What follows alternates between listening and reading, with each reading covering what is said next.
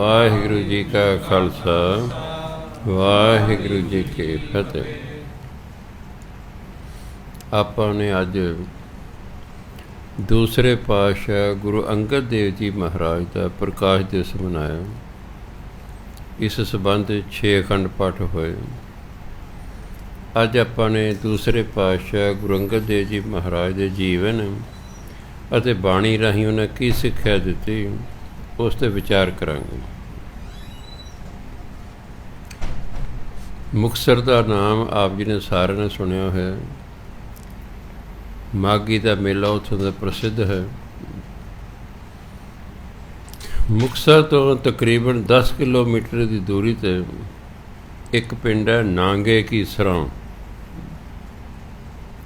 ਉੱਥੇ 1504 ਈਸਵੀ ਨੂੰ ਬਾਬਾ ਫੇਰੂ ਮਲ ਜੀ ਦੇ ਘਰ ਗੁਰੂ ਅੰਗਦ ਦੇਵ ਜੀ ਮਹਾਰਾਜ ਦਾ ਪ੍ਰਕਾਸ਼ ਹੋਇਆ। 1504 ਈਸਵੀ, ਪਿੰਡ ਨਾਂਗੇ ਕੀ ਸਰਾਂ। ਪਿਤਾ ਦਾ ਨਾਮ ਬਾਬਾ ਫੇਰੂ ਮਲ।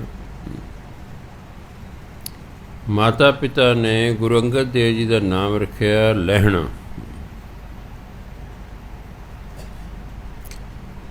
ਆਪ ਜੀ ਪਿਤਾ ਦੇ ਨਾਲ ਹੀ ਕੰਮ ਕਰਾਉਂਦੇ ਸਨ।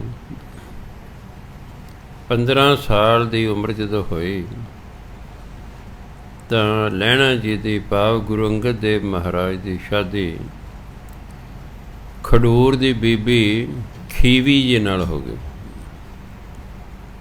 ਬੀਬੀ ਖੀਵੀ ਖਡੂਰ ਸਾਹਿਬ ਦੇ ਰਹਿਣ ਵਾਲੇ। ਸਮਾਂ ਪਾ ਕੇ ਆਪ ਜੀ ਦੇ ਘਰ 2 ਪੁੱਤਰ ਹੋਏ, ਇੱਕ ਦਾਸੂ ਜੀ, ਦੂਸਰਾ ਦਾਤੂ ਜੀ। 2 ਸੁਪੁੱਤਰੀਆਂ ਹੋਈਆਂ, ਇੱਕ ਬੀਬੀ ਅਮਰੋ ਤੇ ਦੂਸਰੀ ਬੀਬੀ ਅਨੋਖੀ। ਕੁਝ ਸਮੇਂ ਬਾਅਦ ਬਾਬਰ ਨੇ ਭਾਰਤ 'ਤੇ ਹਮਲੇ ਕਰਨੇ ਸ਼ੁਰੂ ਕਰਤੇ। ਜਿਸ ਨਵਾਬ ਦੀ ਨੌਕਰੀ ਬਾਬਾ ਫੇਰੂ ਮਲ ਜੀ ਕਰਿਆ ਕਰਦਾ ਸੀ, ਉਹ ਨਵਾਬ ਹਾਰ ਗਿਆ। ਇਸ ਲਈ ਬਾਬਾ ਫੇਰੂ ਮਲ ਜੀ ਪਰਿਵਾਰ ਨੂੰ ਲੈ ਕੇ ਆਪਣੀ ਭੈਣ ਕੋਲੇ ਖਡੂਰ ਸਾਹਿਬ ਆ ਗਏ। ਬਾਬਾ ਫੇਰੂ ਮਲ ਦੀ ਭੈਣ ਜਿਹੜੀ ਸੀ, ਉਹ ਖਡੂਰ ਸਾਹਿਬ ਵਿਆਹੇ ਹੋਏ ਸੀ। ਉੱਥੇ ਆ ਗਏ। ਉੱਥੇ ਆ ਕੇ ਹੱਟੀ ਪਾ ਲਈ ਹੈ, ਦੁਕਾਨਦਾਰੀ ਕਰਨ ਲੱਗ ਪਏ ਨੂੰ। ਪਰ ਧਾਰਮਿਕ ਹੋਣ ਕਰਕੇ ਹਰ ਸਾਲ ਸੰਗਤ ਲੈ ਕੇ ਵੈਸ਼ਨੂ ਦੇਵੀ ਦੇ ਦਰਸ਼ਨਾਂ ਲਈ ਜਾਇਆ ਕਰਦੇ ਸੀ। ਆਪ ਜੀ ਜਥੇ ਦੇ ਜਥੇਦਾਰ ਸਨ। ਇਸ ਤਰ੍ਹਾਂ ਹਰ ਸਾਲ ਜਾਇਆ ਕਰਦੇ ਸੀ। 1526 ਈਸਵੀ ਦੇ ਵਿੱਚ ਬਾਬਾ ਫੇਰੂ ਮਲ ਜੀ ਸਰੀਰ ਤਿਆਗ ਗਏ। ਫਿਰ ਭਾਈ ਲਹਿਣਾ ਜੀ ਨੇ ਇਹ ਸੰਗਤ ਲਿਜਾਣੀ ਸ਼ੁਰੂ ਕਰਤੀ। 1532 ਈਸਵੀ ਦੇ ਵਿੱਚ ਇੱਕ ਦਿਨ ਭਾਈ ਲਹਿਣਾ ਜੀ ਖੂਹੀ 'ਤੇ ਨਹਾਉਣ ਗਏ। ਉੱਥੇ ਇੱਕ ਗੁਰੂ ਨਾਨਕ ਦੇਵ ਜੀ ਦਾ ਸਿੱਖ ਭਾਈ ਜੋਧਾ, ਉਹ ਇਸ਼ਨਾਨ ਕਰਕੇ ਜਪਜੀ ਸਾਹਿਬ ਦਾ ਪਾਠ ਕਰ ਰਿਹਾ ਹੈ। ਭਾਈ ਲਹਿਣਾ ਜੀ ਨੇ ਜੋ ਪਾਠ ਸੁਣਿਆ, ਹੁਣ ਬਾਣੀ ਉਸ ਵੇਲੇ ਦੀ ਹੀ ਸੀ, ਗੱਲ ਸਾਰੀ ਸਮਝ ਆ ਰਹੀ ਸੀ। ਜਦੋਂ ਦੇਖਿਆ ਇਹ ਤਾਂ ਬਿਲਕੁਲ ਨਵੇਂ ਵਿਚਾਰ ਨੇ ਅਤੇ ਸਾਡੀ ਆਪਣੀ ਬੋਲੀ ਦੇ ਵਿੱਚ ਹੀ ਹਨ। ਭਾਈ ਲਹਿਣਾ ਜੀ ਬੜੇ ਪ੍ਰਭਾਵਿਤ ਹੋਏ ਅਤੇ ਉਹ ਭਾਈ ਜੋਧਾ ਨੂੰ ਪੁੱਛਦੇ ਨੇ ਵੀ ਇਹ ਤੂੰ ਕਿਹਦੀ ਬਾਣੀ ਪੜ੍ਹ ਰਿਹਾ ਹੈ? ਉਹ ਕਹਿੰਦੇ ਗੁਰੂ ਨਾਨਕ ਦੇਵ ਜੀ ਦੀ ਬਾਣੀ। ਉਹ ਕਿੱਥੇ ਰਹਿੰਦੇ ਨੇ? ਕਹਿੰਦੇ ਅੱਜ ਕੱਲ੍ਹ ਉਹ ਰਾਵੀ ਦਰਿਆ ਦੇ ਕੰਢੇ ਕਰਤਾਰਪੁਰ ਨਗਰ 'ਚ ਰਹਿੰਦੇ ਨੇ। ਭਾਈ ਲਹਿਣਾ ਜੀ ਮਨ ਬਣਾ ਲਿਆ ਵੀ ਐਤਕੀ ਜਦੋਂ ਮੈਂ ਵੈਸ਼ਨੂ ਦੇਵੀ ਦੇ ਦਰਸ਼ਨਾਂ ਲਈ ਜਾਵਾਂਗਾ ਨਾ, ਰਾਹ 'ਚ ਉਹਨਾਂ ਨੂੰ ਮਿਲ ਕੇ ਜਾਵਾਂਗਾ। ਚਲੋ ਸੰਗਤ ਲਈ ਹੁਣ ਦਰਸ਼ਨਾਂ ਨੂੰ ਜਾ ਰਹੇ ਨੇ। ਉਹਨਾਂ ਨੇ ਵੀ ਰਾਵੀ ਦਰਿਆ ਦੇ ਕੰਢੇ 'ਤੇ ਰਾਤ ਨੂੰ ਪੜਾਅ ਕਰ ਲਿਆ। ਸਵੇਰੇ ਉੱਠੇ, ਨਹਾਤੇ ਧੋਤੇ, ਕਿਉਂਕਿ ਜਿਹੜਾ ਜਥੇਦਾਰ ਹੁੰਦਾ ਸੀ ਉਹ ਘੋੜੀ 'ਤੇ ਹੋਇਆ ਕਰਦਾ ਸੀ।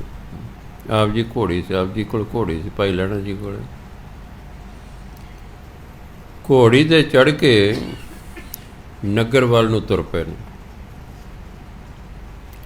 ਰਸਤੇ ਦੇ ਵਿੱਚ ਕੁਦਰਤੀ ਗੁਰੂ ਨਾਨਕ ਦੇਵ ਜੀ ਆ ਰਹੇ ਨੇ। ਹੁਣ ਭਾਈ ਲਹਿਣਾ ਜੀ ਨੇ ਗੁਰੂ ਨਾਨਕ ਦੇ ਦਰਸ਼ਨ ਨਹੀਂ ਸੀ ਕੀਤੇ। ਉਹ ਘੋੜੀ 'ਤੇ ਚੜ੍ਹੇ ਚੜ੍ਹਾਏ ਕਹਿੰਦੇ ਵੀ ਬਜ਼ੁਰਗੋ, ਮੈਂ ਗੁਰੂ ਨਾਨਕ ਦੇਵ ਜੀ ਨੂੰ ਮਿਲਣਾ ਹੈ, ਬਈ ਉਹਨਾਂ ਦਾ ਘਰ ਕਿੱਥੇ ਹੈ। ਉਹਨਾਂ ਨੇ ਗੁਰੂ ਨਾਨਕ ਦੇਵ ਜੀ ਨੇ ਘੋੜੀ ਦੀ ਲਗਾਮ ਫੜ ਲਈ। ਕਹਿੰਦੇ ਆਓ ਗੁਰਮੁਖੋ, ਤੁਹਾਨੂੰ ਉਹਨਾਂ ਦੇ ਘਰ ਲੈ ਚੱਲਦਾ। ਗੁਰੂ ਮਹਾਰਾਜ ਘੋੜੀ ਦੀ ਲਗਾਮ ਫੜ ਕੇ ਅੱਗੇ ਅੱਗੇ ਜਾ ਰਹੇ ਨੇ। ਭਾਈ ਲਹਿਣਾ ਜੀ ਘੋੜੀ 'ਤੇ ਚੜ੍ਹੇ ਜਾ ਰਹੇ ਨੇ। ਘਰ ਪਹੁੰਚ ਕੇ ਗੁਰੂ ਮਹਾਰਾਜ ਕਹਿੰਦੇ ਵੀ ਆਓ, ਜਿਹੜਾ ਕਮਰਾ ਹੈ ਨਾ, ਉੱਥੇ ਗੁਰੂ ਜੀ ਬੈਠਦੇ ਨੇ, ਤੁਸੀਂ ਘੋੜੇ 'ਤੇ ਕਿੱਲੇ ਨਾਲ ਬੰਨ੍ਹ ਲਓ, ਮੂੰਹ ਹੱਥ ਧੋ ਲਓ, ਤੁਸੀਂ ਫਿਰ ਉਸ ਕਮਰੇ 'ਚ ਆ ਜਾਓ ਤਾਂ ਉੱਥੇ ਮਿਲਣਗੇ। ਇੰਨੇ 'ਚ ਨੂੰ ਗੁਰੂ ਮਹਾਰਾਜ ਜਾ ਕੇ ਆਪਣੇ ਆਸਣ 'ਤੇ ਬੈਠ ਗਏ ਕਮਰੇ 'ਚ। ਜਦੋਂ ਭਾਈ ਲਹਿਣਾ ਜੀ ਉੱਥੇ ਗਏ, ਕੀ ਦੇਖਦੇ ਨੇ ਵੀ ਤੇ ਉਹੀ ਬੰਦਾ ਵੀ ਜੇ ਮੇਰੀ ਘੋੜੀ ਦੀ ਲਗਾਮ ਫੜ ਕੇ ਲਿਆ ਹੈ। ਆਪ ਜੀ ਤਾਂ ਉਹਨਾਂ ਦੇ ਚਰਨਾਂ 'ਤੇ ਮੱਥਾ ਟੇਕ ਕੇ ਰੋਈ ਜਾ ਰਹੇ ਨੇ। ਕਹਿੰਦੇ ਮੇਰੇ ਤਾਂ ਬੜੀ ਭਾਰੀ ਅਵੱਗਿਆ ਹੋ ਗਈ ਹੈ ਵੀ ਤੁਸੀਂ ਤੁਰ ਰਹੇ ਸੀ ਅਤੇ ਮੈਂ ਘੋੜੀ 'ਤੇ ਚੜ੍ਹਿਆ ਰਿਹਾ ਸੀ। ਗੁਰੂ ਮਹਾਰਾਜ ਕਹਿੰਦੇ ਭਾਈ ਰੋ ਨਾ, ਤੇਰਾ ਕੀ ਨਾਂ ਹੈ। ਕਹਿੰਦੇ ਜੀ ਮੇਰਾ ਨਾਂ ਲਹਿਣਾ। ਕਹਿੰਦੇ ਲਹਿਣਿਆ, ਤੂੰ ਲੈਣਾ ਅਸੀਂ ਤੇਰਾ ਦੇਣਾ, ਤੂੰ ਲੈਣਾ ਅਸੀਂ ਤੇਰਾ ਦੇਣਾ। ਚਲੋ ਮਿਲੇ। ਉਹਨੇ ਆਗਿਆ ਲਈ ਵੀ ਮੈਂ ਜਿਹੜੀ ਸੰਗਤ ਲੈ ਕੇ ਆਇਆ ਵੈਸ਼ਨੋ ਦੇਵੀ ਨੇ ਜਾਣਾ ਹੈ, ਮੈਂ ਉਸ ਸੰਗਤ ਨੂੰ ਮਿਲਾਵਾਂ ਜੀ। ਕਹਿੰਦੇ ਭਾਈ ਮਿਲਿਓ। ਭਾਈ ਲਹਿਣਾ ਜੀ ਆਪਣੀ ਸੰਗਤ 'ਚ ਵਾਪਸ ਆ ਗਏ। ਆ ਕੇ ਕਹਿੰਦੇ ਭਾਈ ਮੈਂ ਨਹੀਂ ਵੈਸ਼ਨੋ ਦੇਵੀ 'ਤੇ ਜਾਣਾ, ਮੈਂ ਤਾਂ ਇੱਥੇ ਗੁਰੂ ਨਾਨਕ ਦੇ ਕੋਲ ਹੀ ਰਹਿਣਾ, ਤੁਸੀਂ ਜਾਓ। ਉਹ ਕਹਿੰਦੇ ਵੀ ਐਤਕੀ ਸਾਨੂੰ ਲੈ ਚੱਲੋ, ਅਗਲੀ ਵਾਰੀ ਤੁਸੀਂ ਨਾ ਲੈ ਕੇ ਜਾਓ। ਕਹਿੰਨਾ ਮੈਂ ਜਿੱਥੇ ਆਉਣਾ ਸੀ ਉੱਥੇ ਆ ਗਿਆ ਹਾਂ, ਹੁਣ ਮੈਂ ਨਹੀਂ ਕਿਸੇ ਦੇਵੀ ਦੇ ਜਾਣਾ, ਤੁਸੀਂ ਜਾਓ। ਉਹਨਾਂ ਨੂੰ ਜਵਾਬ ਦੇ ਕੇ ਭਾਈ ਲਹਿਣਾ ਜੀ ਵਾਪਸ ਆ ਗਏ। ਫਿਰ ਗੁਰੂ ਮਹਾਰਾਜ ਨੂੰ ਕਹਿੰਦੇ ਵੀ ਮੈਂ ਨਾ ਜੀ ਤੁਹਾਡੇ ਕੋਲ ਇੱਥੇ ਰਹਿਣਾ, ਪਰ ਸਾਡੀ ਦੁਕਾਨਦਾਰੀ ਹੈ, ਮੈਂ ਆਪਣੇ ਪੁੱਤਰਾਂ ਨੂੰ ਦੁਕਾਨਦਾਰੀ ਦਾ ਕੰਮ ਸਮਝਾਵਾਂ, ਫਿਰ ਕੁਝ ਦਿਨਾਂ ਨੂੰ ਮੈਂ ਵਾਪਸ ਆਉਣਾ। ਗੁਰੂ ਮਹਾਰਾਜ ਕਹਿੰਦੇ ਕੋਈ ਨਹੀਂ ਭਾਈ ਜਾ। ਆ ਕੇ ਆਪਣੇ ਪਰਿਵਾਰ ਨੂੰ ਕਿਹਾ, ਬੱਚਿਆਂ ਨੂੰ ਸਮਝਾਤਾ ਜੋ ਵੀ ਕਿਸੇ ਤੋਂ ਲੈਣਾ ਦੇਣਾ ਸੀ, ਕਿ ਭਾਈ ਆ ਤੁਸੀਂ ਦੁਕਾਨਦਾਰੀ ਦਾ ਕੰਮ ਸੰਭੋ, ਮੈਂ ਤਾਂ ਉੱਥੇ ਗੁਰੂ ਨਾਨਕ ਦੇਵ ਜੀ ਕੋਲ ਰਿਹਾ ਕਰਨਾ। ਚਲੋ ਜੀ। ਫਿਰ ਸਿਆਣੇ ਕਹਿੰਦੇ ਉਦੋਂ ਤਾਂ ਉਹਨਾਂ ਨੂੰ ਪਤਾ ਨਹੀਂ ਸੀ ਵੀ ਜਦੋਂ ਗੁਰੂ ਨੂੰ ਮਿਲਣ ਜਾਈਏ, ਕਿਸੇ ਸਾਧੂ ਨੂੰ ਮਿਲ ਜਾਈਏ, ਖਾਲੀ ਹੱਥ ਨਹੀਂ ਜਾਈਦਾ। ਗੁਰੂ ਮਹਾਰਾਜ ਦੇ ਤੁਸੀਂ ਗੁਰਦੁਆਰੇ ਚੱਲੇ ਹੋ, ਕਰੀਬ ਕੋਈ ਫੁੱਲ ਇੱਕ ਭੇਟਾ ਕਰ ਦਿਓ, ਕੋਈ ਆਨਾ ਦੋ ਆਨੇ ਭੇਟਾ ਕਰ ਦਿਓ। ਜਿਹੋ ਜਿਹੀ ਆਰਥਿਕ ਹਾਲਤ ਹੈ ਉਹਦੀ ਸਾਰੀ ਹੈ। ਕਿਸੇ ਸਾਧੂ ਨੂੰ ਮਿਲਣ ਜਾਈਏ, ਗੁਰੂ ਨੂੰ ਮਿਲਣ ਜਾਈਏ, ਖਾਲੀ ਹੱਥ ਨਹੀਂ ਜਾਈਦਾ, ਕੁਛ ਹਮੇਸ਼ਾ ਲੈ ਕੇ ਜਾਈਦਾ, ਭੇਟਾ ਕਰੀਦੀ। ਉਹਨਾਂ ਨੇ ਲੂਣ ਲੈ ਲਿਆ ਕੁਝ 10-15 ਕਿਲੋ ਲੂਣ ਲੈ ਕੇ ਵਾਪਸ ਆ, 1-2 ਦਿਨਾਂ ਬਾਅਦ ਆ ਗਏ ਨੇ। ਚਲੋ ਗੁਰੂ ਨਾਨਕ ਦੇ ਜਿਹੜੇ ਮਹਿਲ ਸਨ ਉਹਨਾਂ ਨੂੰ ਮਿਲੇ। ਕਹਿੰਦੇ ਵੀ ਗੁਰੂ ਮਹਾਰਾਜ ਕਿੱਥੇ ਨੇ। ਕਹਿੰਦੇ ਉਹ ਸਾਹਮਣੇ ਖੇਤ ਨੇ, ਉੱਥੇ ਕੰਮ ਕਰਾ ਰਹੇ ਨੇ, ਤੂੰ ਕਾਕਾ ਉੱਥੇ ਚਲਿਆ ਜਾ। ਆਪ ਜੀ ਲੂਣ ਦੀ ਬੋਰੀ ਉਹਨਾਂ ਨੂੰ ਦਿੱਤੀ ਮਾਤਾ ਜੀ ਨੂੰ, ਚਲੇ ਗਏ। ਅਮੀਰ ਸਨ, ਰੇਸ਼ਮੀ ਚਿੱਟੇ ਕੱਪੜੇ ਪਾਏ ਹੋਏ ਹਨ। ਗੁਰੂ ਮਹਾਰਾਜ ਜਾ ਕੇ ਮੱਥਾ ਟੇਕਿਆ ਹੈ, ਅਤੇ ਉਹ ਜਿਹੜਾ ਨਦੀਨ ਕੱਢ ਰਹੇ ਸਨ ਚੌਲਾਂ 'ਚੋਂ, ਜਿਹੜਾ ਫਸਲ ਦੇ ਵਿੱਚ ਗੰਦਮੰਦ ਉੱਗ ਜਾਂਦਾ ਉਹਨੂੰ ਕਹਿੰਦੇ ਨਦੀਨ। ਪੁਰਾਣ ਅੱਜ ਕੱਲ੍ਹ ਤਾਂ ਦਵਾਈਆਂ ਆ ਗਈਆਂ, ਛਿੜਕ ਦਿੰਦੇ, ਨਦੀਨ ਖਿੱਚ ਸੜ ਜਾਂਦਾ ਹੈ। ਪੁਰਾਣੇ ਜ਼ਮਾਨੇ ਜਾਂ ਗੋਡੀ ਕਰਦੇ ਸਨ ਜਾਂ ਜੜ੍ਹਾਂ ਤੋਂ ਪੁੱਟਦੇ ਸਨ। ਖੇਤ ਨੂੰ ਪਾਣੀ ਲਾ ਲਿਆ ਕਰਦੇ ਸਨ, ਜ਼ਮੀਨ ਪੋਲੀ ਹੋ ਜਾਂਦੀ ਸੀ, ਹੱਥਾਂ ਦੇ ਨਾਲ ਮਜ਼ਦੂਰ ਲਾ ਕੇ ਨਦੀਨ ਪੁੱਟ ਕੇ ਬਾਹਰ ਸੁੱਟ ਦਿੰਦੇ ਸਨ, ਕਿਉਂਕਿ ਜੜ੍ਹਾਂ ਹੀ ਪੱਟਤੀਆਂ। ਇਸ ਤਰ੍ਹਾਂ ਮਜ਼ਦੂਰ ਲੱਗੇ ਹੋਏ ਨੇ, ਗੁਰੂ ਮਹਾਰਾਜ ਕਰਵਾ ਰਹੇ ਨੇ ਕੰਮ। ਭਾਈ ਲਹਿਣਾ ਜੀ ਕਹਿੰਦੇ ਵੀ ਮੈਨੂੰ ਵੀ ਕੋਈ ਸੇਵਾ ਦਿਓ। ਇੰਨੇ ਚਿਰ ਨੂੰ ਜਿਹੜਾ ਨਦੀਨ ਬਾਹਰ ਕੱਢਿਆ ਸੀ ਉਹਦੀਆਂ ਪੰਡਾਂ ਬੰਨ੍ਹ ਕੇ ਰੱਖੀਆਂ ਹੋਈਆਂ ਸਨ ਵੀ ਘਰ ਲਿਜਾ ਕੇ ਇਹਨਾਂ ਨੂੰ ਧੋ ਕੇ ਕੁਤਰ ਕੇ ਡੰਗਰਾਂ ਨੂੰ ਪਾਵਾਂਗੇ, ਪੱਠੇ ਨੇ ਆਖਰ ਕਰ। ਕਹਿੰਦੇ ਤੁਸੀਂ ਇਹ ਪੰਡ ਚੁੱਕੋ। ਹੁਣ ਉਹ ਗਿੱਲਾ ਗਿੱਲਾ ਸੀ, ਜੜ੍ਹਾਂ ਨੂੰ ਮਿੱਟੀ ਲੱਗੀ ਹੁੰਦੀ, ਚਿੱਕੜ ਸੀ, ਉਹ ਪੰਡ ਚੁਕਾਤੀ ਸਿਰ 'ਤੇ। ਉਹਨੇ ਕਿਹਾ 7 ਵਜੇ। ਕਹਿੰਦੇ ਲੈ ਚੱਲੋ, ਅਸੀਂ ਵੀ ਆ ਰਹੇ ਹਾਂ। ਅੱਗੇ ਭਾਈ ਲੈਣ ਜੀ ਮਗਰ ਗੁਰੂ ਮਹਾਰਾਜ ਬਾਕੀ ਵਰਕਰ ਆ ਰਹੇ ਨੇ। ਜਦੋਂ ਪੰਡ ਲਿਆ ਕੇ ਸੁੱਟੀ ਵਿਹੜੇ ਦੇ ਵਿੱਚ, ਮਾਤਾ ਜੀ ਕਹਿੰਦੇ ਵੀ ਆਹ ਤੁਸੀਂ ਕੀ ਕੀਤਾ? ਆ ਮੁੰਡੇ ਦੇ ਚਿੱਟੇ ਕੱਪੜੇ ਸਨ, ਇਹਨੂੰ ਆ ਨਦੀਨ ਦੀ ਪੰਡ ਚੁਕਾ ਕੇ ਇਹ ਸਾਰਾ ਇਹ ਚਿੱਕੜ ਦੇ ਨਾਲ ਇਹ ਲਿਬੜ ਗਏ ਕੱਪੜੇ ਸਾਰੇ। ਗੁਰੂ ਮਹਾਰਾਜ ਕਹਿੰਦੇ ਭਾਗਾਂ ਵਾਲੀਏ, ਇਹ ਚਿੱਕੜ ਨਹੀਂ ਹੈ, ਇਹ ਤਾਂ ਅਸੀਂ ਕੇਸਰ ਛਿੜਕੇ ਤੇ ਕੱਪੜੇ ਕੇਸਰ। ਬਾਕੀ ਜਿਹੜੀ ਤੂੰ ਕਹਿ ਰਹੀ ਨਾ ਨਦੀਨ ਦੀ ਪੰਡ ਹੈ, ਨਹੀਂ, ਇਹ ਤਾਂ ਬਹੁਤ ਵੱਡੀ ਜ਼ਿੰਮੇਵਾਰੀ ਦੀ ਪੰਡ ਅਸੀਂ ਇਹਦੇ ਸਿਰ 'ਤੇ ਚੁਕਾਉਣੀ ਹੈ। ਇਹ ਤਾਂ ਇੱਕ ਤਜਰਬਾ ਹੈ, ਬੜੀ ਜ਼ਿੰਮੇਵਾਰੀ ਦੀ ਪੰਡ ਚੁਕਾਉਣੀ ਇਸ ਨੂੰ। ਚਲੋ ਭਾਈ ਲੈਣਾ ਜੀ ਉੱਥੇ ਰਹਿਣ ਲੱਗ ਪਏ ਨੇ। ਜਿਵੇਂ ਗੁਰੂ ਮਹਾਰਾਜ ਕਹਿੰਦੇ ਨੇ ਉਵੇਂ ਕਰਦੇ ਨੇ, ਸੇਵਕ ਬਣ ਕੇ ਰਹਿ ਰਹੇ ਨੇ। ਇੱਕ ਹੁੰਦਾ ਨੌਕਰ, ਇੱਕ ਹੁੰਦਾ ਸੇਵਕ। ਸੇਵਾ ਦੋਨੋਂ ਹੀ ਕਰ ਹੁੰਦੇ ਨੇ, ਪਰ ਉਹ 'ਚ ਫਰਕ ਹੈ। ਨੌਕਰ ਦੀ ਜਦੋਂ ਮਰਜ਼ੀ ਹਟ ਵੀ ਸਕਦਾ ਹੈ ਵੀ ਮੈਂ ਨਹੀਂ ਤੁਹਾਡੀ ਨੌਕਰੀ ਕਰਦਾ, ਪਰ ਜਿਹੜਾ ਸੇਵਕ ਹੁੰਦਾ ਹੈ ਉਹਨੇ ਕੋਈ ਸੇਵਾ ਦੇ ਬਦਲੇ ਤਨਖਾਹ ਨਹੀਂ ਲੈਣੀ ਹੁੰਦੀ। ਫਿਰ ਸੇਵਾ ਕਾਹਦੀ ਹੋਈ? ਮੰਨ ਲਓ ਮੈਂ ਪਾਠ ਕਰ ਰਿਹਾ, ਉਹਦੇ ਬਦਲੇ ਪੈਸੇ ਲੈ ਲੈਣਾ, ਸੇਵਾ ਨਹੀਂ ਇਹ। ਕੀਰਤਨ ਕਰ ਉਹਦੇ ਬਦਲੇ ਪੈਸੇ ਲੈ ਲੈਣਾ, ਉਹ ਸੇਵਾ ਨਹੀਂ ਹੈ। ਕਥਾ ਕਰ ਉਹਦੇ ਬਦਲੇ ਪੈਸੇ ਲੈ ਲੈਣਾ, ਸੇਵਾ ਨਹੀਂ ਹੈ। ਦੀਵਾਨ ਲਾਉਣਾ ਅਤੇ ਚੜਾਵਾ ਲੈ ਜਾਣਾ, ਇਹ ਸੇਵਾ ਨਹੀਂ ਹੈਗੀ। ਭਾਵੇਂ ਲੋਕ ਵਿਖਾਵੇ ਜੀ ਅਸੀਂ ਭਲਾ ਕਰ ਰਹੇ, ਲੋਕਾਂ ਦੀ ਸੇਵਾ ਕਰ ਰਹੇ, ਸਭ ਮਾਇਆ ਦੀ ਖਾਤਰ ਹੋ ਰਿਹਾ। ਮੈਂ ਹੱਸਦਾ ਨਾ, ਕਿਸੇ ਕੀਰਤਨੀ ਨੂੰ ਸੱਦ ਲਓ, ਉਹਨੂੰ ਕੀਰਤਨ ਭੇਟ ਹੀ ਨਾ ਦਿਓ, ਬਸ ਧੰਨਵਾਦ ਕਰ ਦਿਓ, ਅਤੇ ਜਿਹੜਾ 50 ਰੁਪਏ ਦਾ ਜਿਹੜਾ ਕੱਪੜਾ ਦੇ ਗਲ 'ਚ ਪਾ ਦਿਓ। ਕੀ ਉਹਨੂੰ ਕਹਿੰਦੇ ਨੇ? ਸਰੋਪਾ। ਉਹ ਮੁੜ ਕੇ ਨਹੀਂ ਆਵੇਗਾ, ਮੁੜ ਕੇ ਨਹੀਂ ਆਵੇਗਾ, ਕਿਉਂਕਿ ਮਾਇਆ ਦੀ ਖਾਤਰ ਸਭ ਕੁਝ ਹੋ ਰਿਹਾ ਹੈ। ਨਾ ਮਾਇਆ ਮਿਲੇ ਅਗਲਾ ਬੰਦ ਕਰ ਦੇਗਾ। ਇਹ ਨੌਕਰਾਂ ਦਾ ਹੁੰਦਾ। ਜਿਹੜਾ ਸੇਵਾਦਾਰ ਹੁੰਦਾ ਹੈ ਉਹਨੂੰ ਕਿਸੇ ਮਾਇਆ ਦੀ ਲੋੜ ਨਹੀਂ। ਉਹ ਨੌਕਰ ਨਹੀਂ ਹੁੰਦਾ, ਉਹ ਸੇਵਾਦਾਰ ਹੁੰਦਾ। ਜਿਵੇਂ ਮਾਲਕ ਕਹਿੰਦੇ ਬਸ ਉਹਨੇ ਤਾਂ ਉਸ ਤਰ੍ਹਾਂ ਕਰਨਾ ਹੁੰਦਾ। ਸੋ ਆਪ ਜੀ ਸੇਵਾਦਾਰ ਬਣ ਕੇ ਰਹਿ ਰਹੇ ਹਨ, ਨੌਕਰ ਬਣ ਕੇ ਨਹੀਂ ਰਹਿ ਰਹੇ, ਸੇਵਾਦਾਰ ਬਣ ਕੇ ਰਹਿ ਰਹੇ।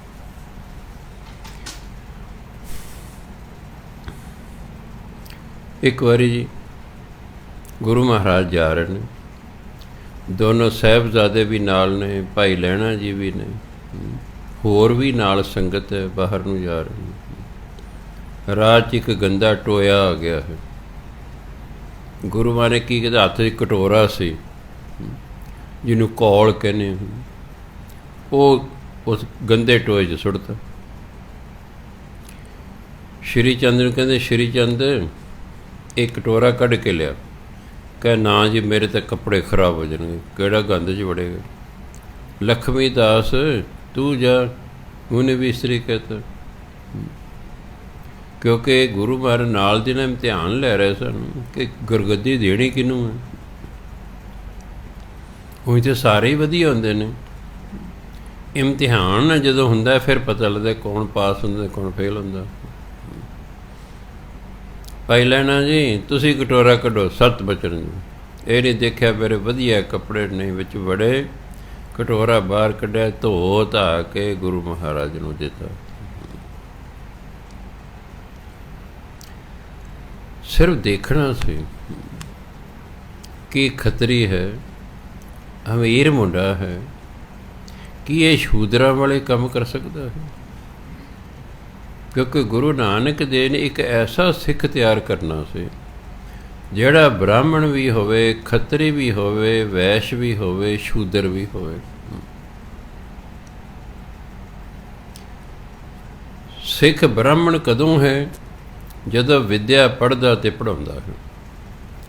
ਬ੍ਰਾਹਮਣ ਦਾ ਮੁੱਖ ਕੰਮ ਹੈ ਵਿਦਿਆ ਪੜ੍ਹਨਾ ਅਤੇ ਪੜ੍ਹਾਉਣਾ। ਜਦੋਂ ਸਿੱਖ ਪੜ੍ਹਦਾ ਹੈ ਜਾਂ ਪੜ੍ਹਾਉਂਦਾ ਹੈ ਉਹ ਬ੍ਰਾਹਮਣ ਹੈ। ਖੱਤਰੀ ਆਪਣੀ ਰਾਖੀ ਵੀ ਕਰਨੀ ਹੈ ਅਤੇ ਦੂਜਿਆਂ ਦੀ ਰਾਖੀ ਵੀ ਕਰਨੀ ਹੈ, ਉਦੋਂ ਇਹ ਸਿੱਖ ਖੱਤਰੀ ਹੈ। ਜਦੋਂ ਕਮਾ ਕੇ ਖਾਣਾ, ਕੋਈ ਕਿਰਤ ਕਰਨੀ ਹੈ, ਉਦੋਂ ਇਹ ਵੈਸ਼ ਹੈ। ਅਤੇ ਜਦੋਂ ਲੋੜਵੰਦਾਂ ਦੀ ਸਹਾਇਤਾ ਸੇਵਾ ਕਰਨੀ ਹੈ, ਉਦੋਂ ਇਹ ਸ਼ੂਦਰ ਹੈ। 9ਵੇਂ ਪਾਤਸ਼ਾਹ ਤੱਕ ਸਿੱਖ ਬ੍ਰਾਹਮਣ ਵੀ ਹੋ ਗਿਆ, ਵੈਸ਼ ਵੀ ਹੋ ਗਿਆ, ਸ਼ੂਦਰ ਵੀ ਹੋ ਗਿਆ, ਪਰ ਅਜੇ ਖੱਤਰੀ ਨਹੀਂ ਸੀ ਹੋਇਆ। ਕਿਉਂਕਿ ਕਸ਼ੱਤਰੀ ਹੋਣ ਲਈ ਹਥਿਆਰ ਹੋਣਾ ਜ਼ਰੂਰੀ ਹੈ। ਉਹ 10ਮ ਪਾਤਸ਼ਾਹ ਨੇ ਅੰਮ੍ਰਿਤ ਛਕਾ ਕੇ ਸਾਰਿਆਂ ਨੂੰ ਹਥਿਆਰਬੰਦ ਕਰਤਾ। ਉਹ ਫਿਰ 1699 ਤੋਂ ਬਾਅਦ ਹਰ ਇੱਕ ਸਿੱਖ ਬ੍ਰਾਹਮਣ ਵੀ ਹੋ ਗਿਆ, ਖੱਤਰੀ ਵੀ ਹੋ ਗਿਆ, ਵੈਸ਼ ਵੀ ਹੋ ਗਿਆ, ਸ਼ੂਦਰ ਵੀ ਹੋ ਗਿਆ, ਮਨੁੱਖ ਸੰਪੂਰਨ ਹੋ ਗਿਆ। ਇਹ ਮਨੁੱਖ ਨੂੰ ਸੰਪੂਰਨ ਹੋਣ 'ਤੇ 200 ਸਾਲ ਲੱਗੇ। ਵੇਈ ਨਦੀ ਦੇ ਵਿੱਚ ਜਦੋਂ ਗੁਰੂ ਨਾਨਕ ਨਿਕਲ ਕੇ ਪ੍ਰਚਾਰ ਕਰਿਆ ਉਦੋਂ ਸੀ 1499 ਈਸਵੀ, ਅਤੇ 1699 ਈਸਵੀ ਨੂੰ ਜਾ ਕੇ ਅੰਮ੍ਰਿਤ ਛਕਾਇਆ, ਕੰਪਲੀਟ ਕਰਤਾ। ਇਸ ਲਈ ਗੁਰੂ ਮਹਾਰਾਜ ਨੇ ਸਿੱਖ ਨੂੰ ਸੰਪੂਰਨ ਕਰਨਾ ਸੀ। ਇਸ ਲਈ ਸਿੱਖ ਤੋਂ ਅੱਡ ਅੱਡ ਇਮਤਿਹਾਨ ਲੈ ਕੇ ਦੇਖਦੇ ਸਨ ਕਿ ਇਹ ਕੀ ਸ਼ੂਦਰ ਹੋਣ ਦੇ ਲਾਇਕ ਹੈ। ਸ਼ੂਦਰ ਦਾ ਕੰਮ ਹੈ ਦੂਜਿਆਂ ਦੀ ਸੇਵਾ ਕਰਨਾ, ਜਿਹੜੇ ਪੰਡਤਾਂ ਨੇ ਡਿਊਟੀਆਂ ਲਾਈਆਂ ਹੋਈਆਂ ਸਨ, ਤਾਂ ਜੋ ਸਿੱਖ ਨੂੰ ਕਿਸੇ ਪ੍ਰਕਾਰ ਦੀ ਕਚਿਆਣ ਨਾ ਆਵੇ। ਗੰਦੇ ਟੋਏ 'ਚ ਬੜੇ ਨੇ, ਕਟੋਰਾ ਕੱਢਿਆ, ਸਾਫ਼ ਕਰਕੇ ਗੁਰੂ ਮਹਾਰਾਜ ਨੂੰ ਦਿੱਤਾ। ਇਸ ਤਰ੍ਹਾਂ ਇੱਕ ਵਾਰੀ ਕੀ ਹੋਇਆ ਵੀ ਆਪ ਜੀ ਜਿੱਥੇ ਸੰਗਤ ਨੂੰ ਸਿੱਖਿਆ ਦਿੰਦੇ ਸਨ, ਕਮਰੇ 'ਚ ਬੈਠ ਗਏ। ਉੱਥੇ ਇੱਕ ਚੂਹੀ ਮਰੀ ਹੋਈ ਸੀ। ਹੁਣ ਉਹਦੀ ਬਦਬੂ ਆ ਰਹੀ ਹੈ। ਜਦੋਂ ਕੁਝ ਦੇਰ ਕਿਸੇ ਜਾਨਵਰ ਨੂੰ ਮਰਿਆ ਹੋ ਜਾਏ, ਉਹਦੇ ਵਿੱਚੋਂ ਬਦਬੂ ਆਉਣ ਲੱਗ ਜਾਂਦੀ, ਕੁਦਰਤੀ ਗੱਲ।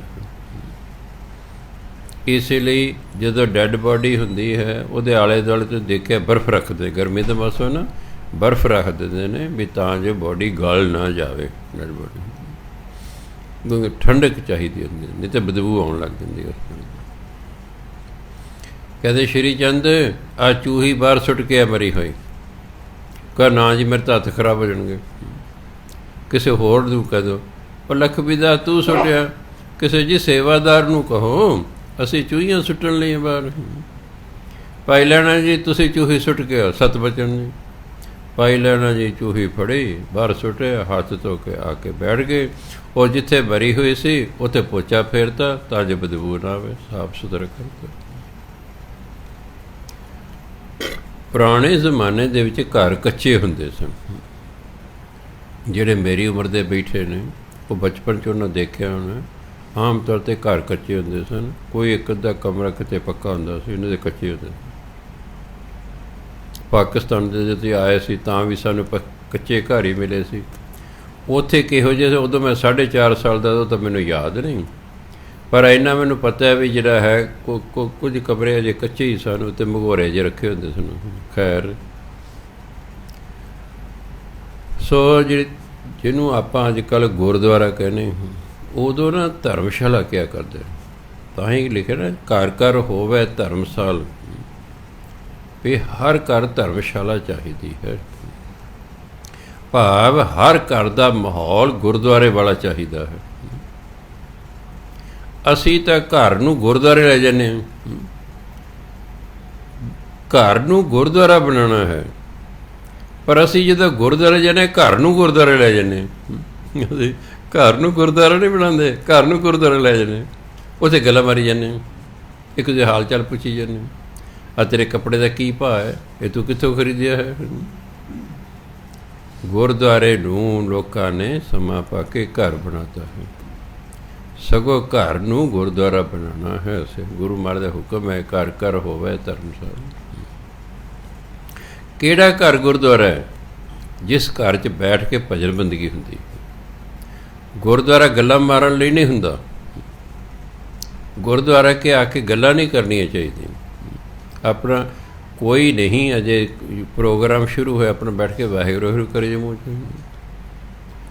ਗੁਰਦੁਆਰੇ ਦੇ ਵਿੱਚ ਆ ਕੇ ਗੱਲਾਂ ਨਹੀਂ ਕਰੀਦੀਆਂ। ਗੁਰਦੁਆਰਾ ਗੱਲਾਂ ਕਰਨ ਲਈ ਨਹੀਂ ਹੁੰਦਾ। ਗੁਰਦੁਆਰਾ ਤਾਂ ਭਜਨ ਬੰਦਗੀ ਲਈ ਬਣਾਇਆ ਗਿਆ ਹੈ। ਅਤੇ ਜਿਸ ਘਰ ਦੇ ਵਿੱਚ ਸਵੇਰੇ ਸ਼ਾਮ ਭਜਨ ਬੰਦਗੀ ਹੁੰਦੀ ਹੈ, ਉਹ ਘਰ ਵੀ ਗੁਰਦੁਆਰਾ ਹੈ। ਫਿਰ ਜਾ ਕੇ ਗੁਰੂ ਮਹਾਰਾਜ ਖੁਸ਼ ਹੁੰਦੇ ਨੇ ਵੀ ਹਾਂ, ਮੇਰੇ ਸਿੱਖ ਦਾ ਘਰ ਘਰ ਨਹੀਂ ਹੈ, ਗੁਰਦੁਆਰਾ ਹੈ। ਸੋ ਧਰਮਸ਼ਾਲਾ ਦੀ ਜਿਹੜੀ ਕੰਧ ਹੈ ਉਹ ਕੱਚੀ ਸੀ। ਬਰਸਾਤਾਂ ਹੋਈਆਂ, ਕੰਧ ਢਹਿ ਗਈ, ਰਾਤ ਨੂੰ ਢਹਿ ਗਈ ਹੈ। ਗੁਰੂ ਮਹਾਰਾਜ ਕਹਿੰਦੇ, ਉਹ ਸ਼੍ਰੀ ਚੰਦ ਆ ਕਹੀ ਲੈ, ਕੰਧ ਬਣਾ। ਕਹੇ ਜੀ ਮੈਂ ਕਿਹੜਾ ਮਿਸਤਰੀ ਹਾਂ, ਸਵੇਰੇ ਮਿਸਤਰੀ ਬੁਲਾਵਾਂਗੇ, ਉਹ ਕੰਧ ਬਣਾ ਦੇਗਾ। ਪਰ ਲਖਮੀ ਦਾਸ ਤੂੰ ਬਣਾ। ਹੁਣ ਵੀ ਇਹੀ ਕਿਹਾ ਵੀ ਮੈਨੂੰ ਕਿਹੜਾ ਜੀ ਕੰਧ ਬਣਾਉਣੀ ਆਉਂਦੀ ਹੈ, ਸਵੇਰੇ ਮਜ਼ਦੂਰ ਮਿਸਤਰੀ ਲਾਵਾਂਗੇ, ਬਣਾ ਦੇਗਾ। ਗੁਰੂ ਮਹਾਰਾਜ ਨੇ ਕੰਧ ਨਹੀਂ ਸੀ ਬਣਾਉਣੀ। ਉਹ ਕੋਈ ਕਮਲੇ ਥੋੜ੍ਹਾ ਸਨ। ਉਹਨਾਂ ਨੂੰ ਪਤਾ ਸੀ ਵੀ ਮੇਰੇ ਬੱਚੇ ਮਿਸਤਰੀ ਨਹੀਂ ਹੈਗੇ। ਹੁਣ ਤਾਂ ਦੇਖਣਾ ਸੀ ਵੀ ਹੁਕਮ ਕੌਣ ਮੰਨਦਾ, ਕਿਉਂਕਿ ਹੁਕਮ ਮੰਨਿਆ ਹੋਵੇ ਪ੍ਰਵਾਨ ਤਾਂ ਖਸਮੇ ਕਾ ਮਹਿਲ ਪਾਏ ਸੀ। ਹੁਕਮ ਮੰਨਣ ਨਾਲ ਹੀ ਪ੍ਰਵਾਨ ਹੁੰਦਾ। ਜੇ ਮੈਂ ਕਹਿੰਦਾ ਜਿਹੜਾ ਬੱਚਾ ਆਪਣੇ ਮਾਂ ਪਿਓ ਦਾ ਹੁਕਮ ਮੰਨਦਾ, ਮਾਂ ਪਿਓ ਖੁਸ਼ ਨੇ ਉਸ 'ਤੇ। ਸਟੂਡੈਂਟ ਆਪਣੇ ਟੀਚਰ ਦਾ ਹੁਕਮ ਮੰਨਦਾ, ਟੀਚਰ ਉਸ 'ਤੇ ਖੁਸ਼ ਹੈ। ਕਰਮਚਾਰੀ ਆਪਣੇ ਆਫਿਸਰ ਦਾ ਹੁਕਮ ਮੰਨਦਾ, ਆਫਿਸਰ ਉਸ 'ਤੇ ਖੁਸ਼ ਹੈ। ਹੁਕਮ ਮੰਨਣ ਨਾਲ ਹੀ ਖੁਸ਼ੀ ਮਿਲਦੀ ਨਾ। ਨਿਰੀ ਰਿਸ਼ਤੇਦਾਰੀ ਹੋਣ ਨਾਲ ਨਹੀਂ ਗੱਲ ਬਣਦੀ ਹੈਗੀ। ਹੁਣ ਪੁੱਤਰ ਹੈ, ਮਾਂ ਪਿਓ ਦੇ ਅੱਗੇ ਬੋਲਦਾ ਹੈ, ਕਦ ਹੈ ਠੀਕ ਠੀਕ ਆ। ਪੁੱਤਰ ਮੋਹ ਹੋਣ ਕਰਕੇ ਉਹ ਸਹੀ ਜਾਂਦੇ ਨੇ। ਕੋਈ ਹੋਰ ਬੋਲੇ ਵਾਲਾ ਦੋ ਚਾਰ ਮਰਦਾ ਰੱਖੜੇ, ਤੂੰ ਕੋਲ ਮੇਰੇ ਅੱਗੇ ਬੋਲਣ ਨਾਲ। ਸੋ ਜਵਾਬ ਦੇਤਾ ਹੈ। ਹੋਰ ਸੰਗਤ ਨੂੰ ਕਿਹਾ, ਕਹਿੰਦੇ ਮਹਾਰਾਜ ਜੀ ਇੱਥੇ ਰਾਤ ਹੈ ਅਤੇ ਕਿਨਮਿਨ ਹੋ ਰਹੀ ਹੈ, ਸਵੇਰੇ ਮੀਂਹ ਬੰਦ ਹੋਵੇਗਾ, ਕੰਧ ਬਣਾ ਲਾਂਗੇ। ਅੱਛਾ, ਦੇਖਿਆ ਵੀ ਇਹਨਾਂ ਸਾਰੇ ਜਵਾਬ ਦਿੱਤਾ, ਲੈਣਾ ਜੀ ਤੁਸੀਂ ਕੰਧ ਬਣਾਓ, 7 ਬਚਣ ਜੀ। ਤਸਲਾ ਲਿਆ, ਕਹੀ ਲਈਏ, ਕੰਧ ਬਣਾਉਣੀ ਸ਼ੁਰੂ ਕਰਤੀ। ਸਵੇਰ ਤੱਕ ਕੰਧ ਬਣ ਗਈ ਹੈ, ਪਰ ਉਹ ਵਿੰਗੀ ਹੈ। ਮੇਰੇ ਵਰਗਾ ਕੋਲੋਂ ਇੱਕ ਲੰਘਿਆ, ਕਹਿੰਦੇ ਲੈਣਾ ਜੀ ਕੰਧ ਵਿੰਗੀ ਹੈ।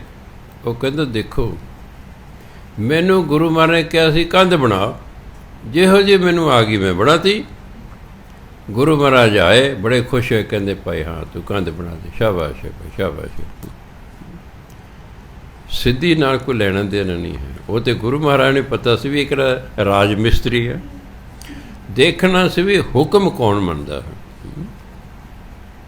ਦੂਜੇ ਨਹੀਂ ਗੱਲ ਸਮਝ ਸਕੇ, ਉਹਨਾਂ ਨਜ਼ਰਾਂ 'ਚੋਂ ਪ੍ਰਵਾਨ ਹੀ ਨਾ ਹੋ ਸਕੇ। ਇਸ ਕਰਕੇ ਗੁਰੂ ਮਹਾਰਾਜ ਦੇਖਣਾ ਸੀ ਵੀ ਜਿਹੜਾ ਮੈਂ ਕਿਹਾ ਸੀ ਨਾ, ਇਹਦੇ ਸਿਰ 'ਤੇ ਅਸੀਂ ਬੜੀ ਭਾਰੀ ਜ਼ਿੰਮੇਵਾਰੀ ਦੀ ਪੰਡ ਰੱਖਣੀ ਹੈ ਵੀ ਕੀ ਇਸ ਦੇ ਯੋਗ ਹੈ। ਇਹ ਇਮਤਿਹਾਨ ਇੱਕ ਕਿਸਮ ਦਾ ਹੋ ਰਿਹਾ ਹੈ। ਇੱਕ ਵਾਰੀ ਆਈ ਸੀ, ਸਰਦੀਆਂ ਦਾ ਮੌਸਮ, ਅੱਧੀ ਰਾਤ ਹੈ। ਗੁਰੂ ਮਹਾਰਾਜ ਅਚਾਨਕ ਕਹਿੰਦੇ, ਉਹ ਸ਼੍ਰੀ ਚੰਦ ਸੂਰਜ ਨਿਕਲ ਗਿਆ, ਕੱਪੜੇ ਲੈ ਧਰਮਸ਼ਾਲਾ ਦੇ ਉੱਤੇ ਦਰਿਆ 'ਤੇ ਧੋਕ ਲੈ। ਰਾਵੀ ਦਰਿਆ ਨਾਲ ਹੀ ਸੀ ਕਰਨਾ। ਰਜਾਈ 'ਚ ਮੂੰਹ ਭਰ ਕੇ, ਨਹੀਂ ਜੀ ਬਾਪੂ ਜੀ ਜੋ ਵੀ ਕਹਿੰਦੇ ਸੀ ਉਦੋਂ, ਇੱਥੇ ਅੱਧੀ ਰਾਤ ਹੈ। ਉਹ ਲਖਮੀ ਦਾਸ ਤੂੰ ਧੋ ਕੇ ਲਿਆ। ਬਾਪੂ ਜੀ ਅੱਜ ਤਾਂ ਅੱਧੀ ਰਾਤ ਹੈ। ਇੱਕ ਦੋ ਹੋਰ ਨੂੰ ਕਿਹਾ, ਕਹਿੰਦੇ ਮਹਾਰਾਜ ਜੀ ਕੋਈ ਧੁੱਪ ਨਹੀਂ ਨਿਕਲੀ, ਅਜੇ ਤੇ ਰਾਤ ਹੈ, ਤੁਹਾਨੂੰ ਭੁਲੇਖਾ ਹੋ ਗਿਆ। ਭਾਈ ਲੈਣੇ ਤੂੰ ਜਾ। ਉਹਨੇ ਪੰਡ ਇਕੱਠੀ ਕੀਤੀ ਕੱਪੜਿਆਂ ਦੀ, ਲੈ ਕੇ ਜਿਉਂ ਹੀ ਧਰਮਸ਼ਾਲਾ ਤੋਂ ਬਾਹਰ ਨਿਕਲਿਆ, ਸਿਖਰ ਦੁਪਹਿਰ। ਕਿਉਂ ਗੁਰੂ ਨਾਨਕ ਕਹਿੰਦੇ ਕਿ ਧੁੱਪ ਨਿਕਲੀ ਹੈ, ਅਤੇ ਧੁੱਪ ਦੀ ਕੀ ਤਾਕਤ ਹੈ ਨਾ ਨਿਕਲੇ। ਇੱਕ ਗੱਲ ਯਾਦ ਰੱਖਣੀ, ਅਸੀਂ ਕੁਦਰਤ ਦੇ ਅਧੀਨ ਹਾਂ, ਪਰ ਕੁਦਰਤ ਬ੍ਰਹਮ ਗਿਆਨੀ ਦੇ ਅਧੀਨ ਹੁੰਦੀ ਹੈ। ਬ੍ਰਹਮ ਗਿਆਨੀ ਪੱਥਰ ਨੂੰ ਕਹੇ ਮੋਮ ਹੋ ਜਾ, ਪੱਥਰ ਮੋਮ ਹੋ ਜਾਏ।